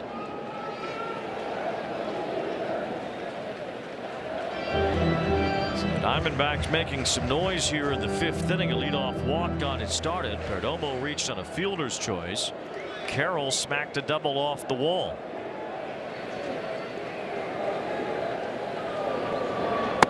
Ball. Gurriel takes ball 1. Moreno reaching first on the error at third. The Diamondbacks have been incredibly good at coming back in games this year. They have 25 come from behind wins. That leads baseball. On the Minnesota side, we talked about their bullpen. They're not even in the bullpen yet, but they have 22 blown lead losses. Only the Tigers have more. 2 balls and a strike. Tigers did win tonight. They held on to a lead as they beat the White Sox 4-3 behind Tarek Skubal. Scuba was out there spicy. Sean at the dugout, taking that matchup personal.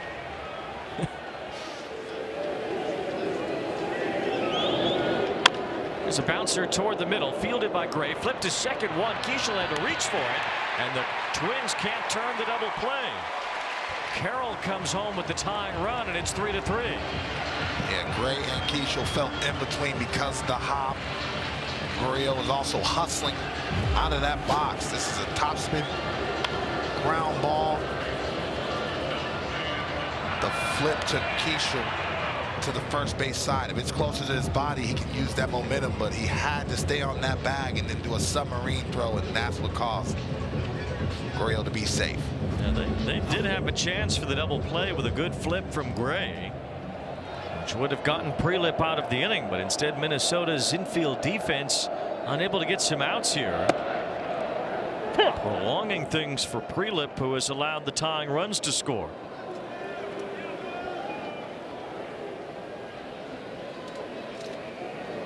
So it's 3-3, and now Arenado bats with Gurriel at first and 2 down.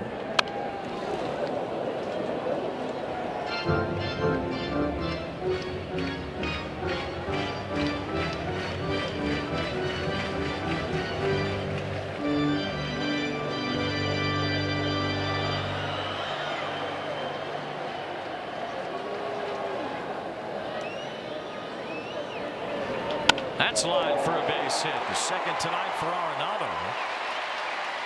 Gurriel at second base, and this long inning for Prelip continues. He's thrown over 20 pitches, but one or two more plays that the Twins make on the infield, he'd have been out of the inning by now. Yeah, he got away with that hanging breaking ball. Arenado doing a good job to recognize that mid-flight. Didn't try to get too big.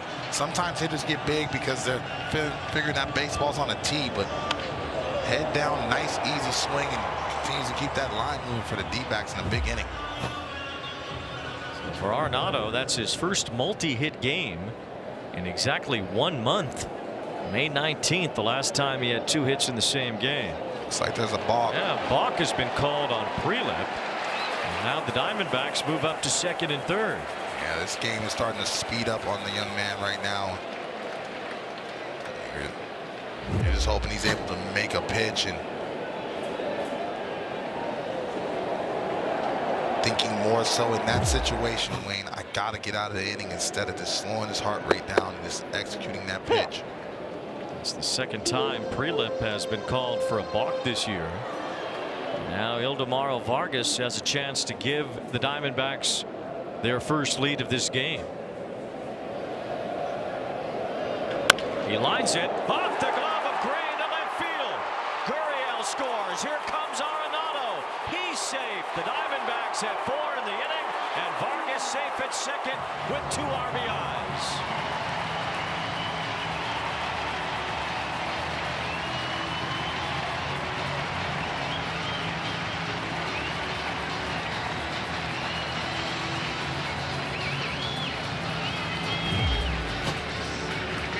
Vargas squared this baseball up, and Gray once again just got caught on the short hop. Got to be able to knock that ball down and right off the heel. A rough inning for the Minnesota infield. Brooks Lee charged with an error. Tristan Gray had a chance for a double play ball, but a wide flip took the momentum out of Minnesota, turning 2 on a ball that was hit by Gurriel. Now another one, although a hard hit ball by Vargas, 107 miles an hour off the bat, flying off Gray's glove to drive in 2.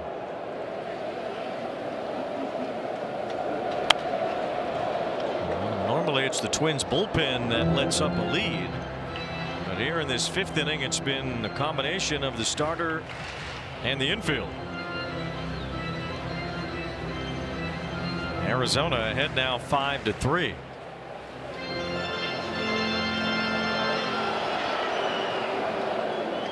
Jordan Lawler had a base hit his last time.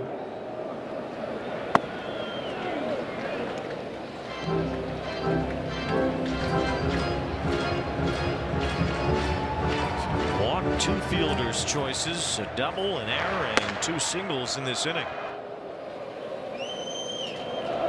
As Lawler strikes out to end it, Arizona puts up a 4 spot.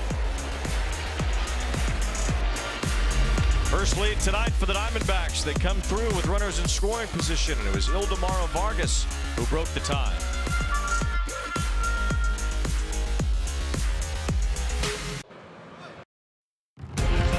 What a day it was at Rickwood Field in Birmingham, Alabama. The 3rd annual East-West Classic brought MLB legends to Birmingham to celebrate Juneteenth, honoring the Negro Leagues and the heroes who changed baseball forever. If only it wasn't on a Friday, we would have seen you out there. I don't know if my elbow got any more of those slurs anymore. You could have just hit. Why did you couldn't DH? They've been asking me every single year, and so one of these times I'm gonna have to talk to our boss, Royce Dickerson, to give me that day off. But I will have a mic and camera, so a little content for Apple TV. I get it. Yeah, got to play the game within the game. Well, here's Brooks Lee leading off in the 6th inning. The Twins are now behind after the Diamondbacks put up 4 in the bottom of the 5th. A tapper by Lee. Loizaga comes off the mound to field and throw him out. One away here in the 6th inning. Well, Brooks Lee's dad is a renowned hitting guru, Larry Lee, and for more on that, let's send it down to Heidi. Yeah, this Father's Day weekend, Brooke Lee's dad, Larry, is here. He played for his dad at Cal Poly before getting drafted. Coach Lee, head coach at Cal Poly for 24 years, took his team all the way to the Super Regional this year for the first time in program history. Now, Coach Lee, as you said, is one of the best hitting gurus in the country. Brooks told me he's the best hitting coach he's ever worked with. Still calls his dad whenever he's struggling. He said his dad usually has already identified the problem, was just waiting for his call, guys. Well, Brooks actually, because of Larry Lee's tenure at Cal Poly, he's been involved in that program himself since he was in middle school. He would catch bullpens and play in scrimmages against these college players when he was in 7th grade. Yeah. Having that knowledge, having that experience, money can't buy, and learning how to develop into a big leaguer. Big reason for his father, knowing the game at a high level. Now, worked out pretty good for Brooks. He was the 8th overall pick in 2022. Having somewhat of a breakout season this year, on pace for new career highs in just about everything. There's Caratini with a dribbler to the shortstop. Perdomo gets in front of it.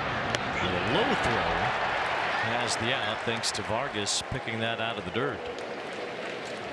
Love how the infielders have a smile to their first baseman when they short hop him and says, "Yeah, you owe me for that one." 2 outs in the inning. Having a little sinker grip to Vargas. Loizaga has retired all 3 that he's faced. He's the 5th Diamondbacks pitcher tonight. After Mike Soroka could only go an inning, felt some stiffness in his quad, and the Diamondbacks did the right thing by making sure he didn't pitch anymore. 1,000%. With already Nelson on the IL, they cannot sustain any more losses, and especially from the lower half. Everything that Soroka's been through in his life.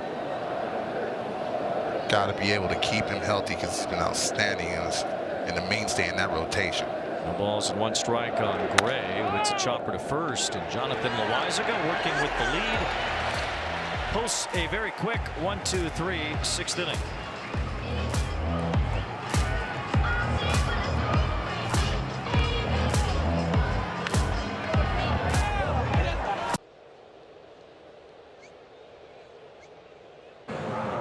Years of Topps baseball giveaways of the just released 2026 Topps Series 2 baseball cards, included in the celebration Topps 75th anniversary branded base jewels that will be removed directly after the game and inserted into trading card sets, which will be available later this year. There they are, the unique base jewels. Join other innovative in-game elements that have been recently included in Topps cards, including the MLB debut patch. They're throwing dirt, pieces of jerseys, whatever they got into these baseball cards now. When we were kids, it was just that cardboard bubble gum. And our high school team made it to the Coliseum for the championship. I still have my Coliseum dirt in my garage, so fans will love that.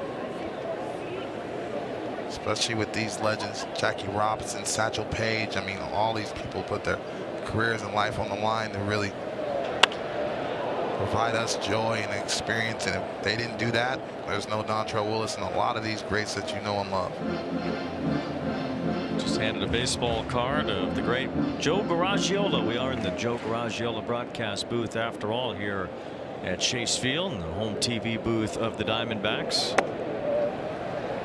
Connor Prelip had a rough 5th inning, although the defense didn't help him out. He's still out there here in the 6th inning, although the Twins have their bullpen getting ready behind him. It's Travis Adams throwing, but Prelip gets the first out on a strikeout as he puts away Groover. There's Adams in the Minnesota bullpen. Only one of the runs that Arizona scored in the 5th inning was earned. 3 unearned runs. Only 1 error, but also that double play ball they didn't turn. There's a long fly ball to left from Marte, headed toward the corner as Larnach goes back and runs out of room. It's gone. Ketel Marte puts on a launch party.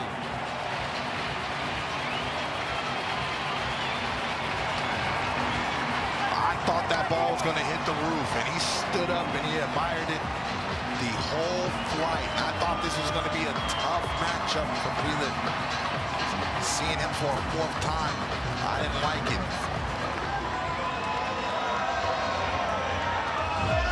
Yeah, you're right. Derek Shelton kind of pushing Prelip along here.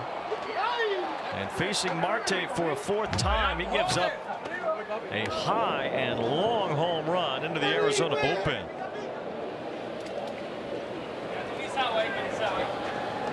The Diamondbacks now with a 6-3 lead. They've scored 5 in the last 2 innings.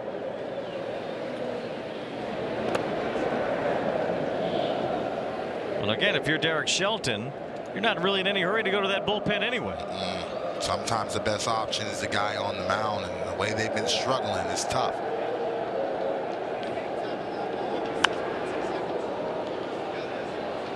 .40-degree launch angle. But his strength and his bat speed and the excellent catch on the pin. He's called for it. Brandon Garcia, who is up in the bullpen for the Diamondbacks, called for the fair catch on that punt. 6.5 second hang time. Shoot it. Shoot the J. Devin Booker style right there.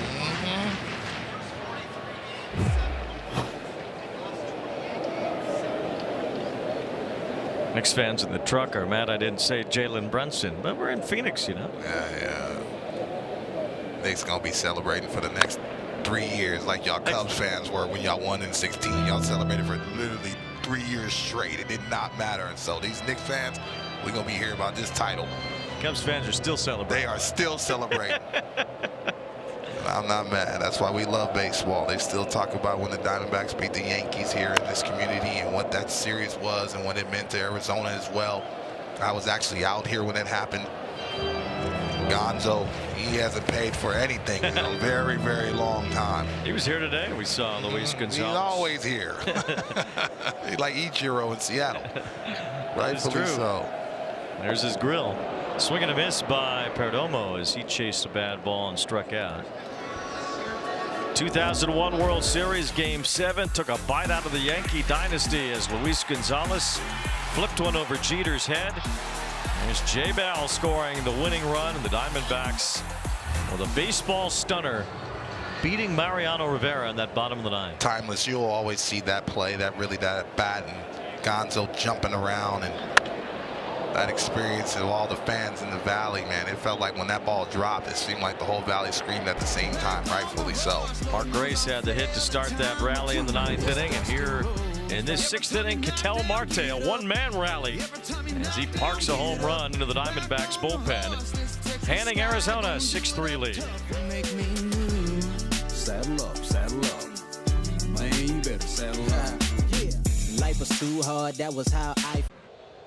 Remake and starring Javier Bardem and Amy Adams. Don't miss Cape Fear when convicted murderer Max Cady is released from prison. He begins infiltrating the family of the married attorneys who helped put him behind bars. Cape Fear is now streaming on Apple TV. We're a long way from Cape Fear here in the desert. Oh, it's the Valley of the Sun, a beautiful place where the train resides. Luke Keeschel takes ball one. All the snowbirds are down here. All the Chicago snowbirds like to come down here.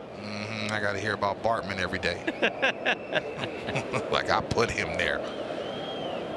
1 ball, no strikes on Luke Keeschel, who had a base hit and a run scored earlier.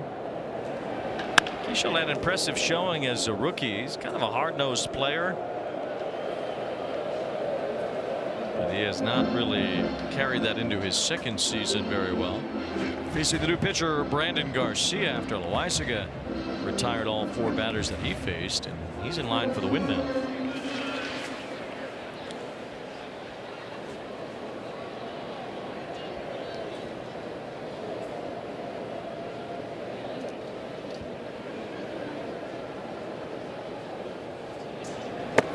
There's been a steady stream of Diamondback relievers today after Soroka could only pitch 1 inning. We saw Taylor Clark in the 2nd, Ryan Thompson in the 3rd, Dre Jameson an inning and 2/3, and then Jonathan Loaizaga an inning and 1/3. Now it's Garcia falling behind Keeschel, 3 balls and a strike.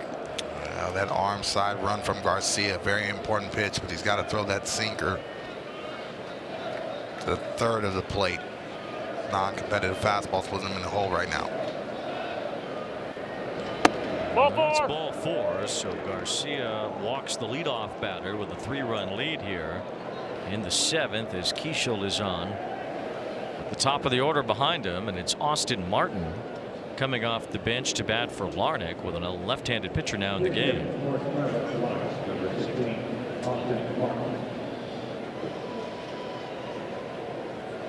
Larnach had a base hit in the 5th inning. He was 1 for 3.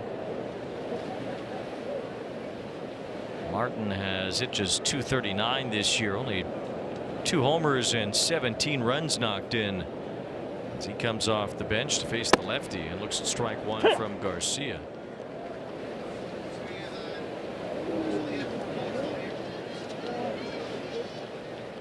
The way the Diamondbacks have this set up,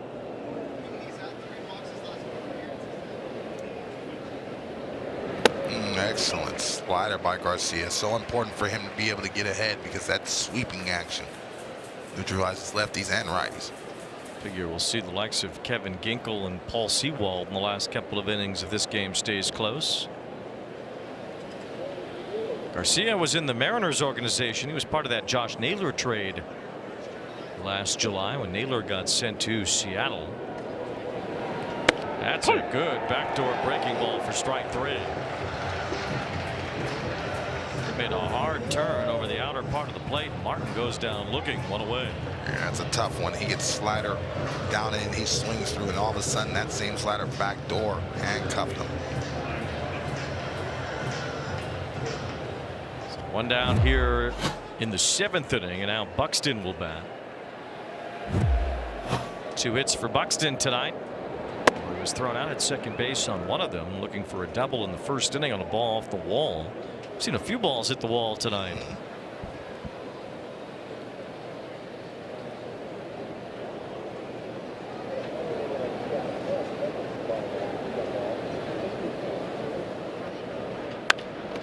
Buxton did hit it hard up the middle.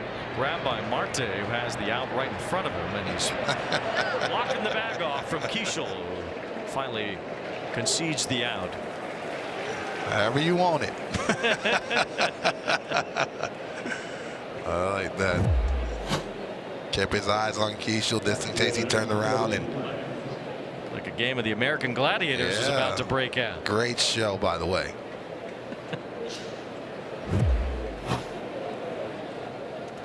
So 2 down, and now Buxton is at first with Clemens at the plate.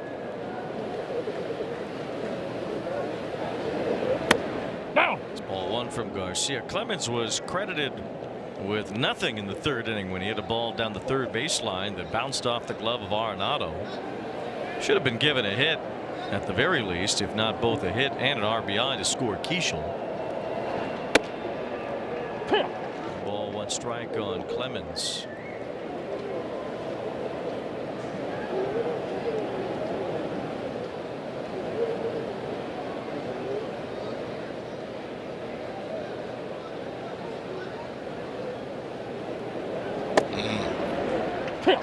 Clemens bailing out. Garcia doing a good job of masking that slider fastball combination. He thought it was going to be the heater. Excellent slider, getting him ahead 1-2. Garcia trying to keep the line moving out of the Diamondbacks bullpen. He's been their 6th pitcher in this game. And he works the scoreless 7th as he strikes out Clemens.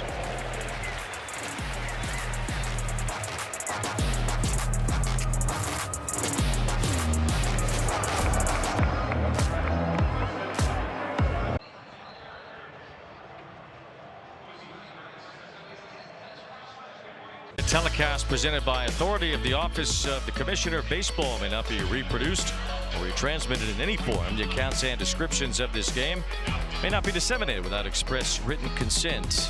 Father's Day weekend. A lot of fathers and sons taking part in this game. Roger Clemens and his son Cody, who is now the left fielder for the Twins after moving over from right field.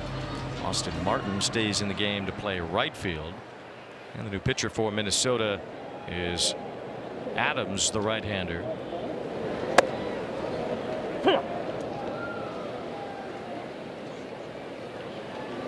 Moreno leading things off here in the bottom of the 7th. Prelip with an interesting line tonight. He went 6 innings, allowed 6 runs on 9 hits, but only 3 earned runs. The Twins' infield defense maybe could have made a few more plays behind him too. Yeah, they've struggled, and they're on the bottom tier of this plain clean baseball defensive metrics. But when you're a young man, you navigate a lineup and a lot of firepower at the top of it with the Diamondbacks, but you need plays to be made for you, especially the second and third time in the lineup. So the new defensive alignment in the outfield for Minnesota with Clemens now in left field and Martin in right.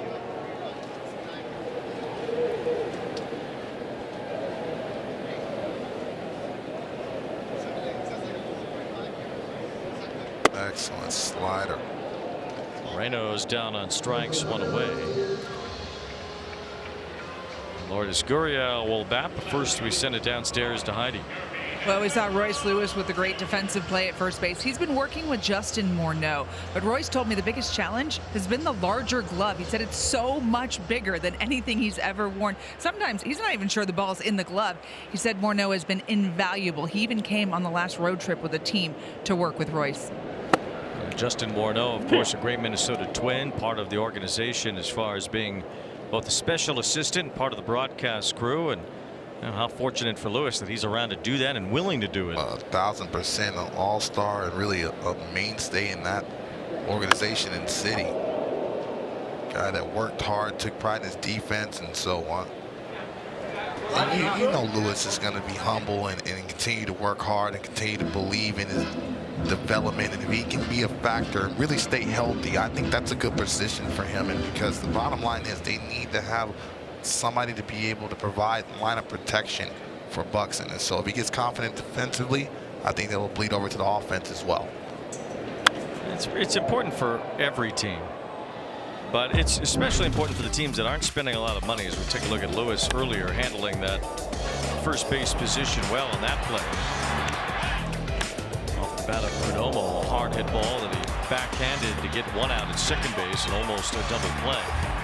But the Twins really have to land it when they have a prospect that they're developing. They can't afford to have a guy that they've invested in and developed in the minor leagues get to the major leagues and not come through as a viable major league player, as Gurriel has a base hit with 1 out. You look at those markets, the Rays, the Pirates, the Marlins, the Twins, they have to hit on their draft picks, and guys have to be impactful. And so even overcoming injury, you have to be a mainstay. You have to be able to show the ability for the organization to be able to control contracts, because you're not going to be spending like the Dodgers, and they have to be able to produce. Especially in that AL Central for the last couple of years, there's chances to make the postseason. And so those experiences are very important. If you look at the Minnesota Twins and how that season has started and the position they're in right now to get in the postseason, man, I'm sure they'll take it without all the injuries and all the guys that have exited from Durant and everybody else that were important and back in that bullpen. For them to be in that situation right now, looking up glass half full. Pinch runner is Jorge Barosa at first base in place of Gurriel. He'll stay in to play the outfield. That's kind of where the Twins are. A lot of teams are in that position, and we don't know what's going to happen as far as the makeup of rosters and how things will be shaped moving forward across the league. To wait for things to get settled to know some of that. But regardless, the teams that are in the smaller markets or the teams that are spending less money overall, they need to make sure that they're developing their players in the minor leagues and turning them into big leaguers. And the Twins have had some guys come through that really haven't been able to do that. Austin Martin has not turned into a regular major league player. Matt Wallner, a guy who looks like he has all this power and a lot of tools, has not been able to consistently produce. Even Trevor Larnach hasn't really been that consistent of a producer at the major league level. Keishel, Lewis, Brooks Lee, and go on with this Minnesota team. A lot of homegrown players, but no real stars have developed outside of Buxton.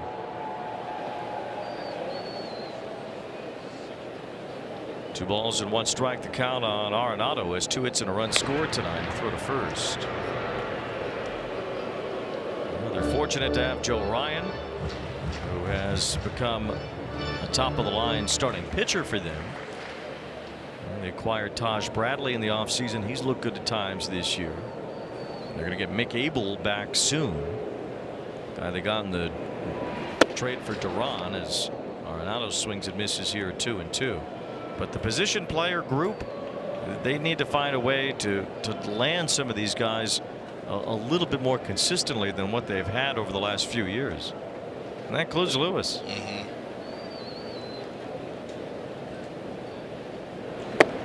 I believe it's Lewis that needs to be that Robin, because you've seen what he can do, especially at the biggest stage. You saw that he can barrel baseballs up. You saw that you can put energy behind him.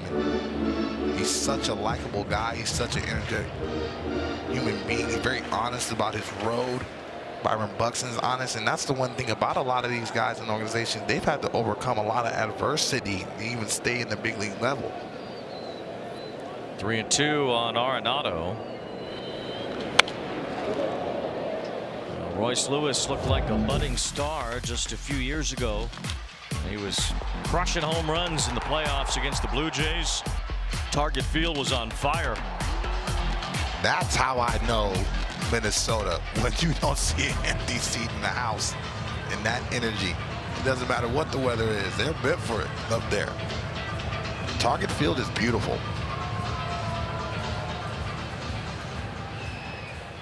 Lewis had all the makings of a superstar, as the #1 pick coming out of J. Sarah Catholic High School in Orange County. Another Orange County guy right here, Arenado, as he fouls another one back. Serious ball players coming out of the OC. Lewis had such an incredible beginning to his career. He had 15 homers in 58 games in 2023, and then in 2024 he had 15 homers in his first 40 games. Then he really started to slow down after that, as Arenado, after a long at bat, punches out. And we really have not seen the same takeover from Lewis because of injuries, and when he has been out there, he hasn't quite been that guy since about the middle of the 24 season. He made such a big splash. I think the expectation, even for yourself, is I have to hit the ground running. Also, you have to factor, now you're being circled in that lineup, and now people are focusing on finding holes.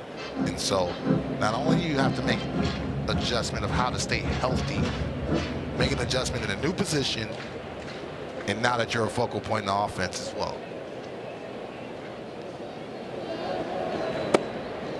One ball and one strike on Vargas. Was a big hit in this game. Broke a tie with his 2-run single in the 5th inning.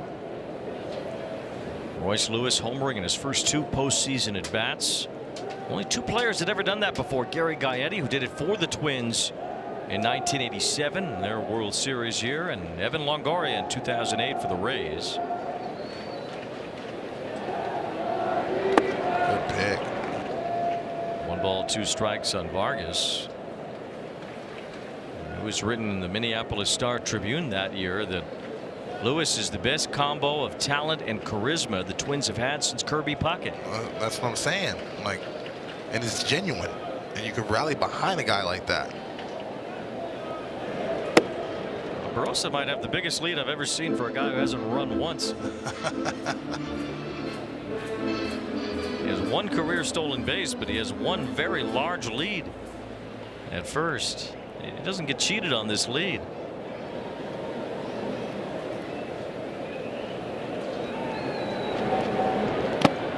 Swing and a miss on a ball in the dirt. Vargas is down on strikes, and that ends the 7th.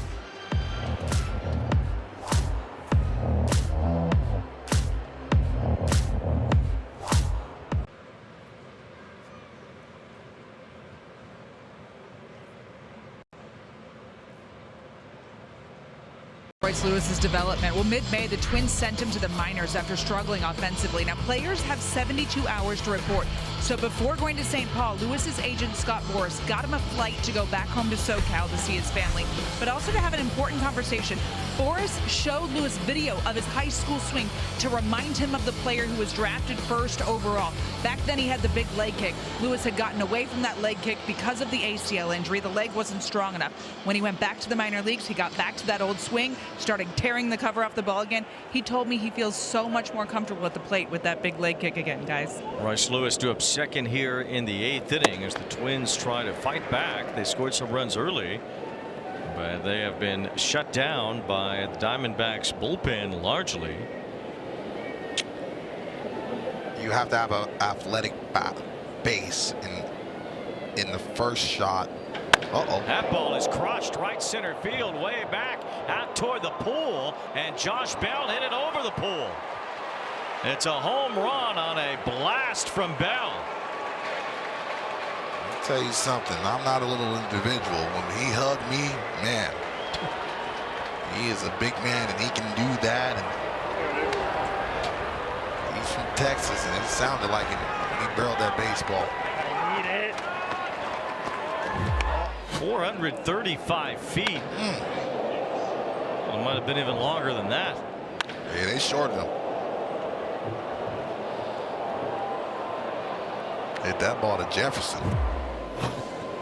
6-4 now.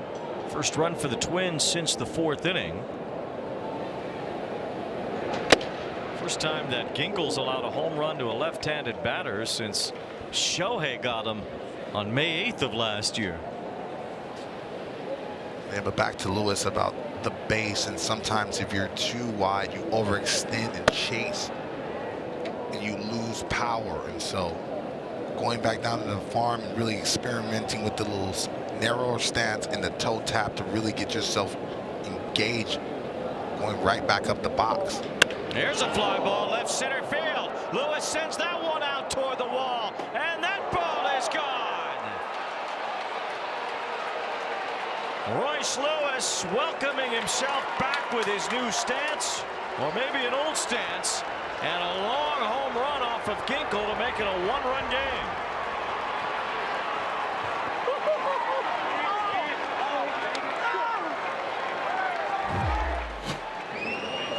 And a little toe tap, Wayne, and he was right on time. And what that toe tap does, it puts you right on time of when you need to load and engage. And he was right in sync. Caught that out in front and stood up and watched it fly. So Kevin Ginkel had only allowed 2 home runs all season entering today. Has allowed back-to-back home runs to start the 8th inning, and suddenly the Diamondbacks lead has been shrunk to 1.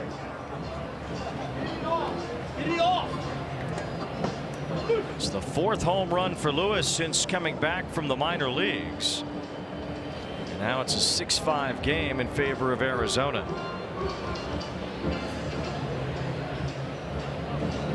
Twins go back-to-back with homers for just the 3rd time this year. They've hit 3 solo homers tonight, and that one by Lewis was the shortest.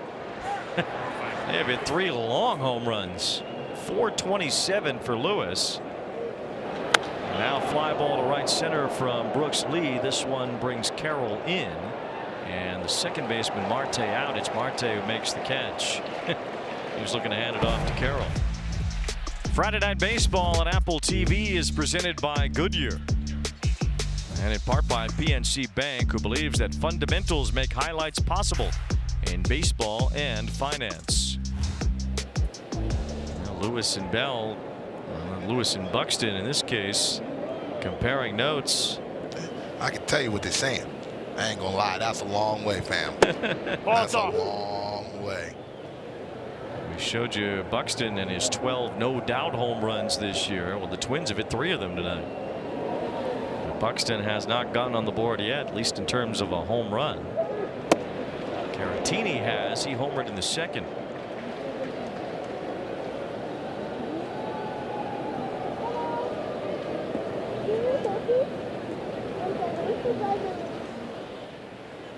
Tell him that extra set of curls, man. I told you. Could have been on the board too. Well, Lewis must have gotten those in today, along with Bell and Caratini on the Minnesota side. Ketel Marte's hit a home run for the Diamondbacks as well. Postseason Lewis and Byron Buxton right now, and you have Bell in that lineup. Sign. That's formidable. Bat to ball skills, speed, power. Well, Bell leads the team in RBIs. He's driven in 47 now. Mentioned Lewis with 4 home runs since returning from the minors. Caratini, who lost a challenge earlier, wants to challenge this one. Twins challenge powered by T-Mobile, and Caratini gets that one right. It's ball 4. It's awfully close. Third time Caratini has reached tonight. He's walked twice, and now he'll be lifted for a pinch runner. Twins still have a challenge left. Diamondbacks have 2 left.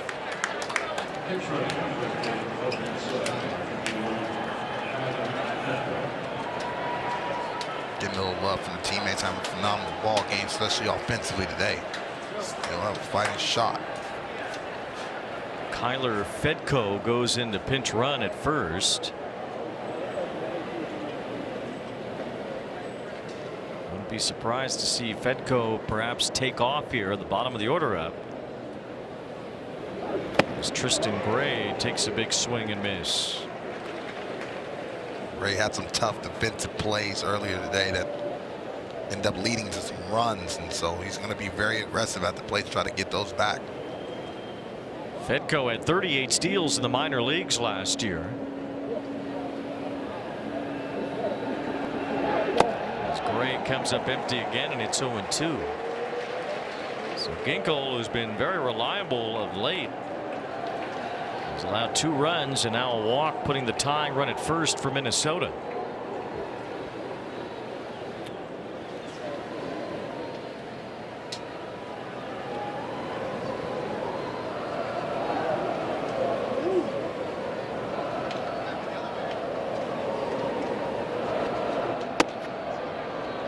Two strikes now on Gray. Ginkel was very important to the Diamondbacks World Series run a few years ago.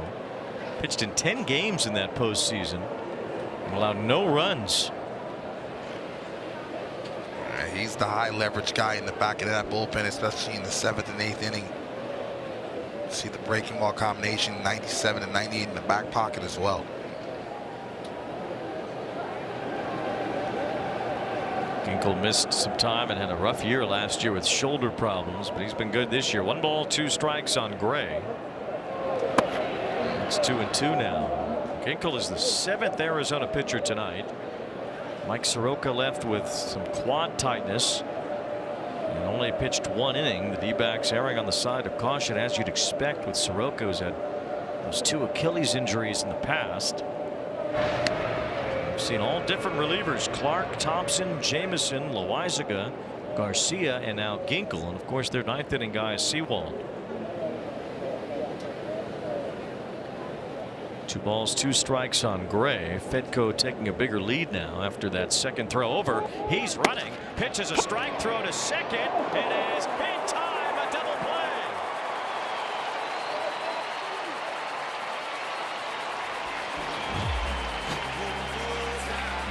That was slick. Perdomo getting the short hop and the line that tag, and Moreno saying that is a huge play.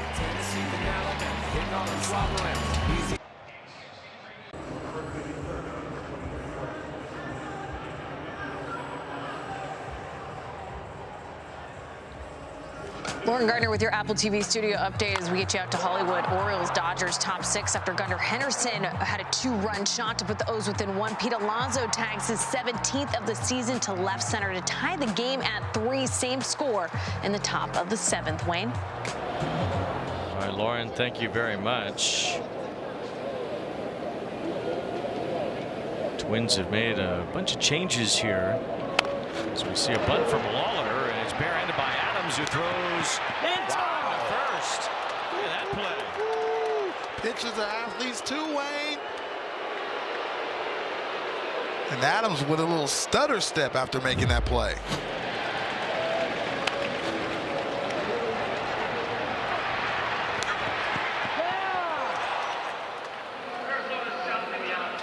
Diamondbacks are challenging. We'll take a look, and they might be right. Yeah, they might be right. Even with that bare hand throw. Yeah, half a step beats it.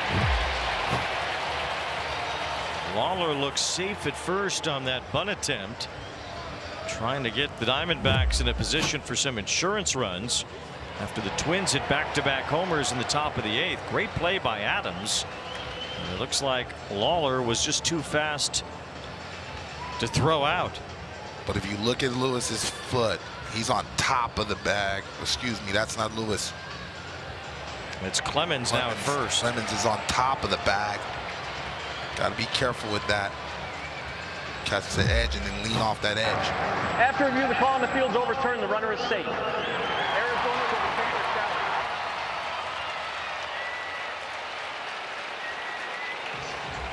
The Twins made a lot of changes to their defensive alignment after that half inning, and now the Diamondbacks are checking on Lawler, who has his second hit tonight. It looks like Lawler might come out of this game. He's running off as Tommy Troy goes in to run at first, and the Diamondbacks send Pavin Smith to the plate to bat in place of Groover. So both teams are really emptying the benches here.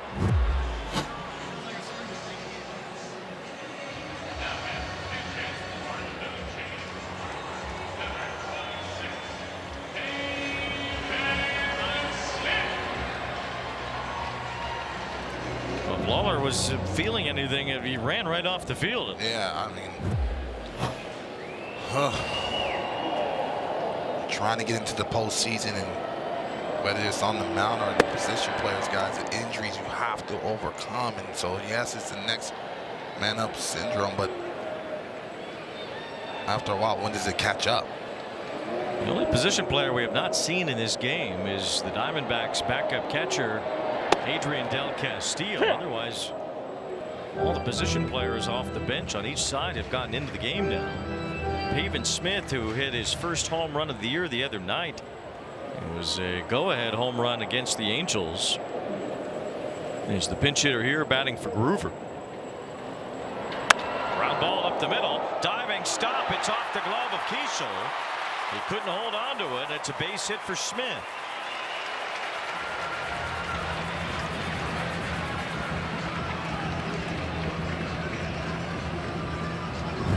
Ball was hit hard on the ground, and Kiesel trying to backhand that. All of a sudden, that glove got caught on the dirt as he's sliding down, and it popped out, him trying to get up. If he holds on to it there, he has it out potentially at second base on Tommy Troy. Now the Diamondbacks have the big part of their lineup coming up. Ketel Marte had a home run right-handed his last time. He bats lefty here against Adams. Ball, it's off. Yeah, the road gets tougher, especially with these D-back hitters. The teeth of their lineup is at the top and one of the most dangerous at the plate right now. Certainly is. A 1-run lead the Diamondbacks are trying to add on to. And now Adams falls behind 2-0. Fedko stayed in the game to play left field. The Twins took Brooks Lee out of the game, moving Lewis to third base, and now Clemens is at first. He might have a chance to bat in the top of the ninth. That ball ripped but foul. And Marte just hits everything hard. He cuts it loose. He does not get cheated up there. It doesn't matter what side of the plate he is. That exit velocity is high for a reason. He's strong, compact. He can cover a lot of that plate.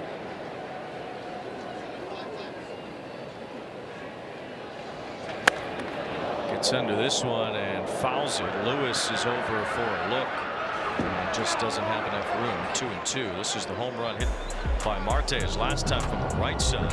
A 40-degree launch angle, tied for the highest in his career. Statcast powered by Google Cloud. I'm telling you, I watched it. I thought it was going to hit one of those beams. And looking at that, it almost did. It's the only Arizona homer tonight. Minnesota's hit 3, but they're on the wrong end of the score right now. As the Diamondbacks lead 6-5. 2-2 on Marte. Reaches out and grounds it. Foul down the line.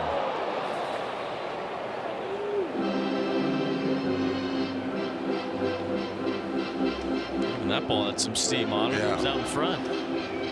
You're in a situation where it feels like Marte's starting to get really the velocity down of Adams off speed. But do you have enough velo to tie him up upstairs? First and second, nobody out. Top of the order up for Arizona. And Marte rifles another one, but this one is hooked foul. He's starting to get a gauge on that breaking ball. And Marte from the left side, he wants that baseball to come to him, to that pull side power. 2 balls, 2 strikes. Troy, the runner at second base, in there for Lawler. Smith is at first. Swing and a miss. Adams punches out Marte with a changeup.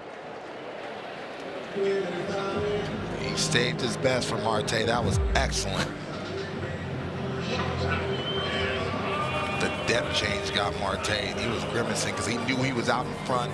Got the foot down early. Big pitch. Well, Adams, who has not been terribly effective, especially against lefties, gets a big punch out against one here. 1 out now. Perdomo from the left side takes a strike. First time for some of these switch hitters on the Diamondbacks to hit left-handed tonight. After the left-handed starter, Prelip, worked the first 6 innings in this game.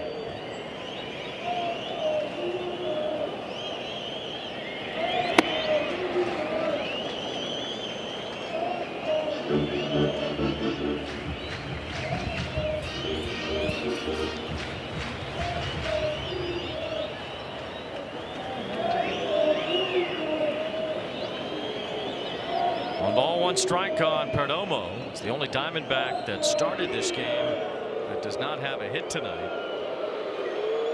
Arizona has 12 hits. Minnesota has 9.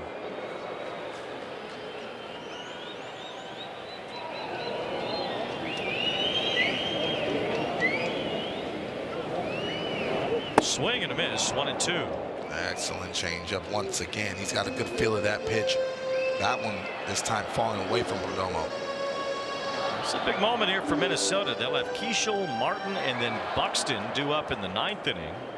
If they can keep it a 1-run game, they'll have a real chance to do something they haven't done all year, which is win a game when trailing after either 7 or 8 innings. 1 ball and 2 strikes on Perdomo. That's line foul. The other end of that for Arizona this year, they have not lost a game when leading after 8 innings.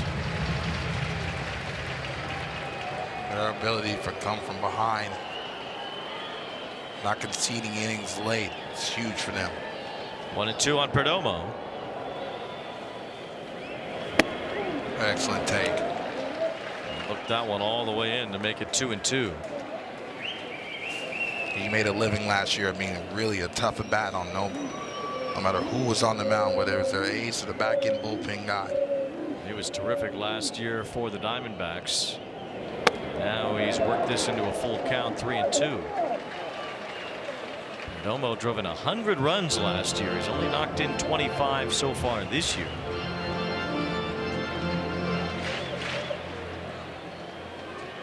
Trying to come through against Adams.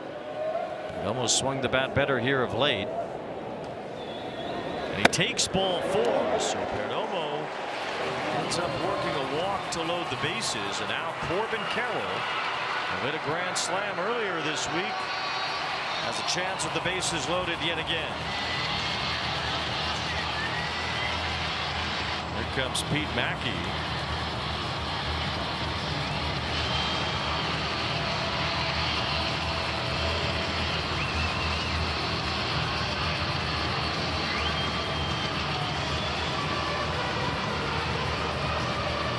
Twins had a game yesterday in Texas. They used a handful of relievers behind Joe Ryan, who only pitched 5 innings against the Rangers yesterday afternoon.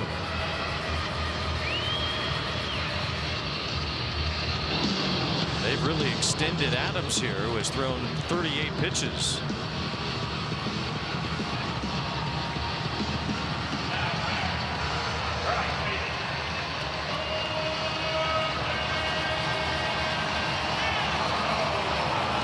One of 6 players in the major leagues that has hit 2 grand slams this season.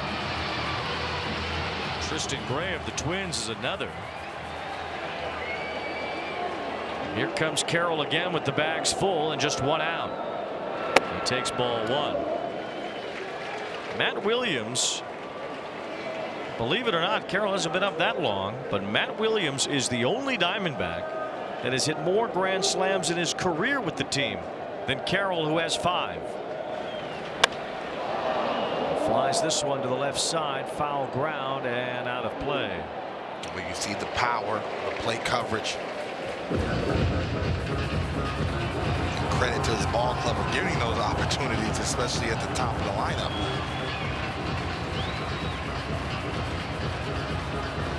Seems like an individual that has a heart rate that's really consistent. He doesn't get too high, doesn't get too low. And a grand slam on Wednesday off the Angels' Sam Aldeguerri. 1 ball, 1 strike, infield in for the Twins, a 1-run game. Carroll had a healthy cut.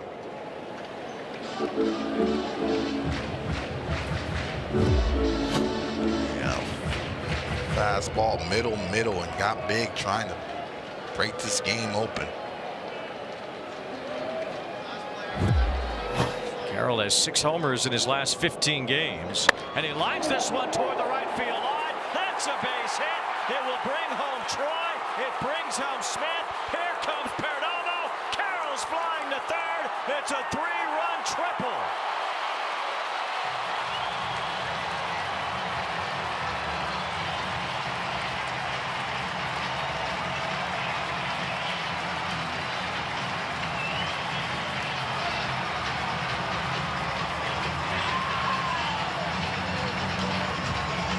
Carroll busts it open with his favorite play, dashing around the bases. His 52nd triple ties him with Stephen Drew for the most in the history of the Arizona Diamondbacks. The fastball before he fouled straight back. You could feel it in the ballpark that Adams was going to go to that secondary pitch, and Corbin Carroll was all over it, barreled it and kept it fair. He has 3 hits and 4 RBIs tonight, and the Diamondbacks with a 9-5 lead.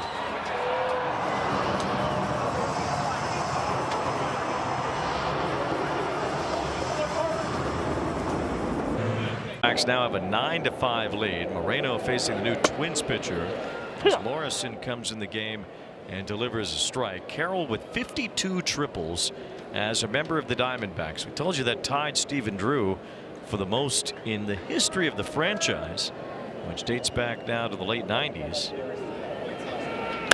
One hopper to third base as Lewis throws out Moreno.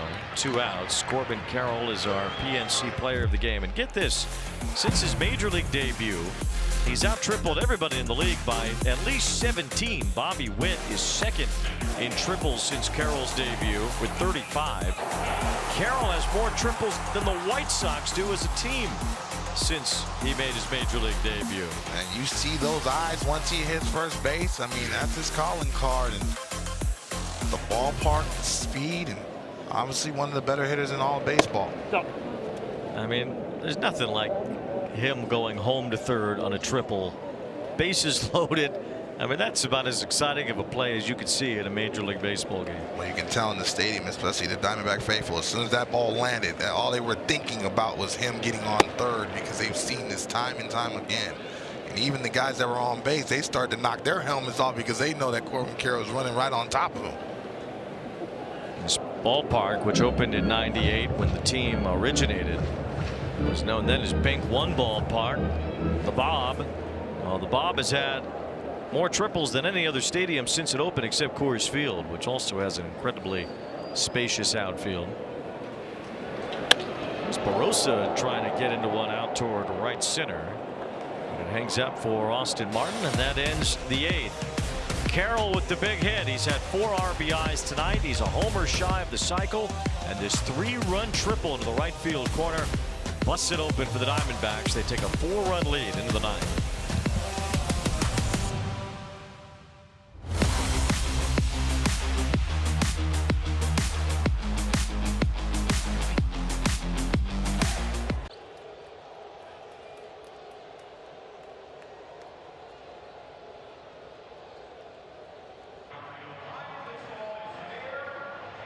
Sage would take you back to the 5th inning when Minnesota had first and second, nobody out. Cody Clemens lined out to right. Josh Bell struck out, and then old Johnny Lasagna came in to get the last out of the inning. Royce Lewis flying out, a moment lost there for the Twins, in which they could have put more runs on the board. At that point, they had a 3-1 lead, and it was gone soon after. The Diamondbacks put up 4 in the bottom of the 5th. They now have a 9-5 advantage, 8-2 in favor of Arizona since those 3 outs were made by Minnesota in the 5th inning. Keishel with a fly ball to right field. Corbin Carroll's had a huge night. He pulls this one down for the first down. We talked about it early in the ball game that if you look at this game defensively, the Twins just let themselves down. Got to be able to make better plays, especially in the middle part of the ball game. I thought there were some plays for Lee and Gray.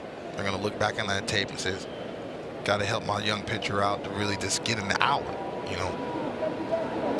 Derek Shelton maybe felt to be in a position where he pushed Prelip another inning, gave up that home run in the 6th inning to Marte. Maybe pushed Adams a little bit further than you'd normally, which turned into 3 more runs in the 8th. Minnesota's pitching has not been good, especially out of the bullpen this year. So they were trying to find some extra outs out of guys that they trusted in those moments, and it blew up on them both times. And you're right, the infield let them down defensively in that 5th inning. This is Austin Martin challenging. Presented by T-Mobile. It's a strike, just barely. This is a non-save situation for Sewald, who's been good this year. 18 saves for Arizona. You'll often see managers use their closer with a 4-run lead even. Ball's up. 3 balls and a strike on Martin with Buxton on deck. 9-5, the Diamondbacks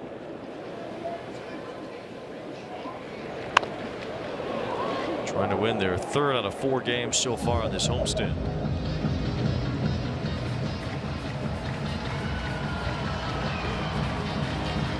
Torey Lovullo talking about the inconsistencies of the offense, but the 2nd and 3rd time around, you start to see them provide some traffic.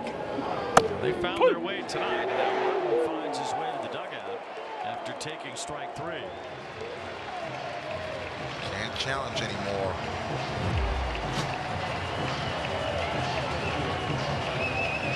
That was close too, Wayne. I don't know if he even wanted to.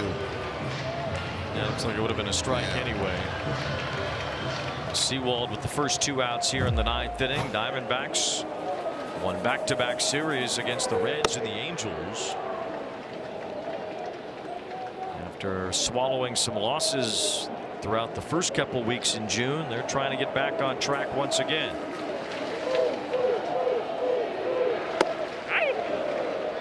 2 balls, no strikes on Buxton with 2 outs. Loaisiga will be in line for the win out of the bullpen. Arizona using 8 pitchers tonight after Mike Soroka only worked 1 inning. Left the game with quad tightness, and the bullpen picked him up in a big way. Huge. And that off day played into that because he knew everybody had a fresh day, and now situation, once they got ahead, they can deploy their plus guys. Sewald walks Buxton on 4 pitches, which gives Clemens an at-bat here.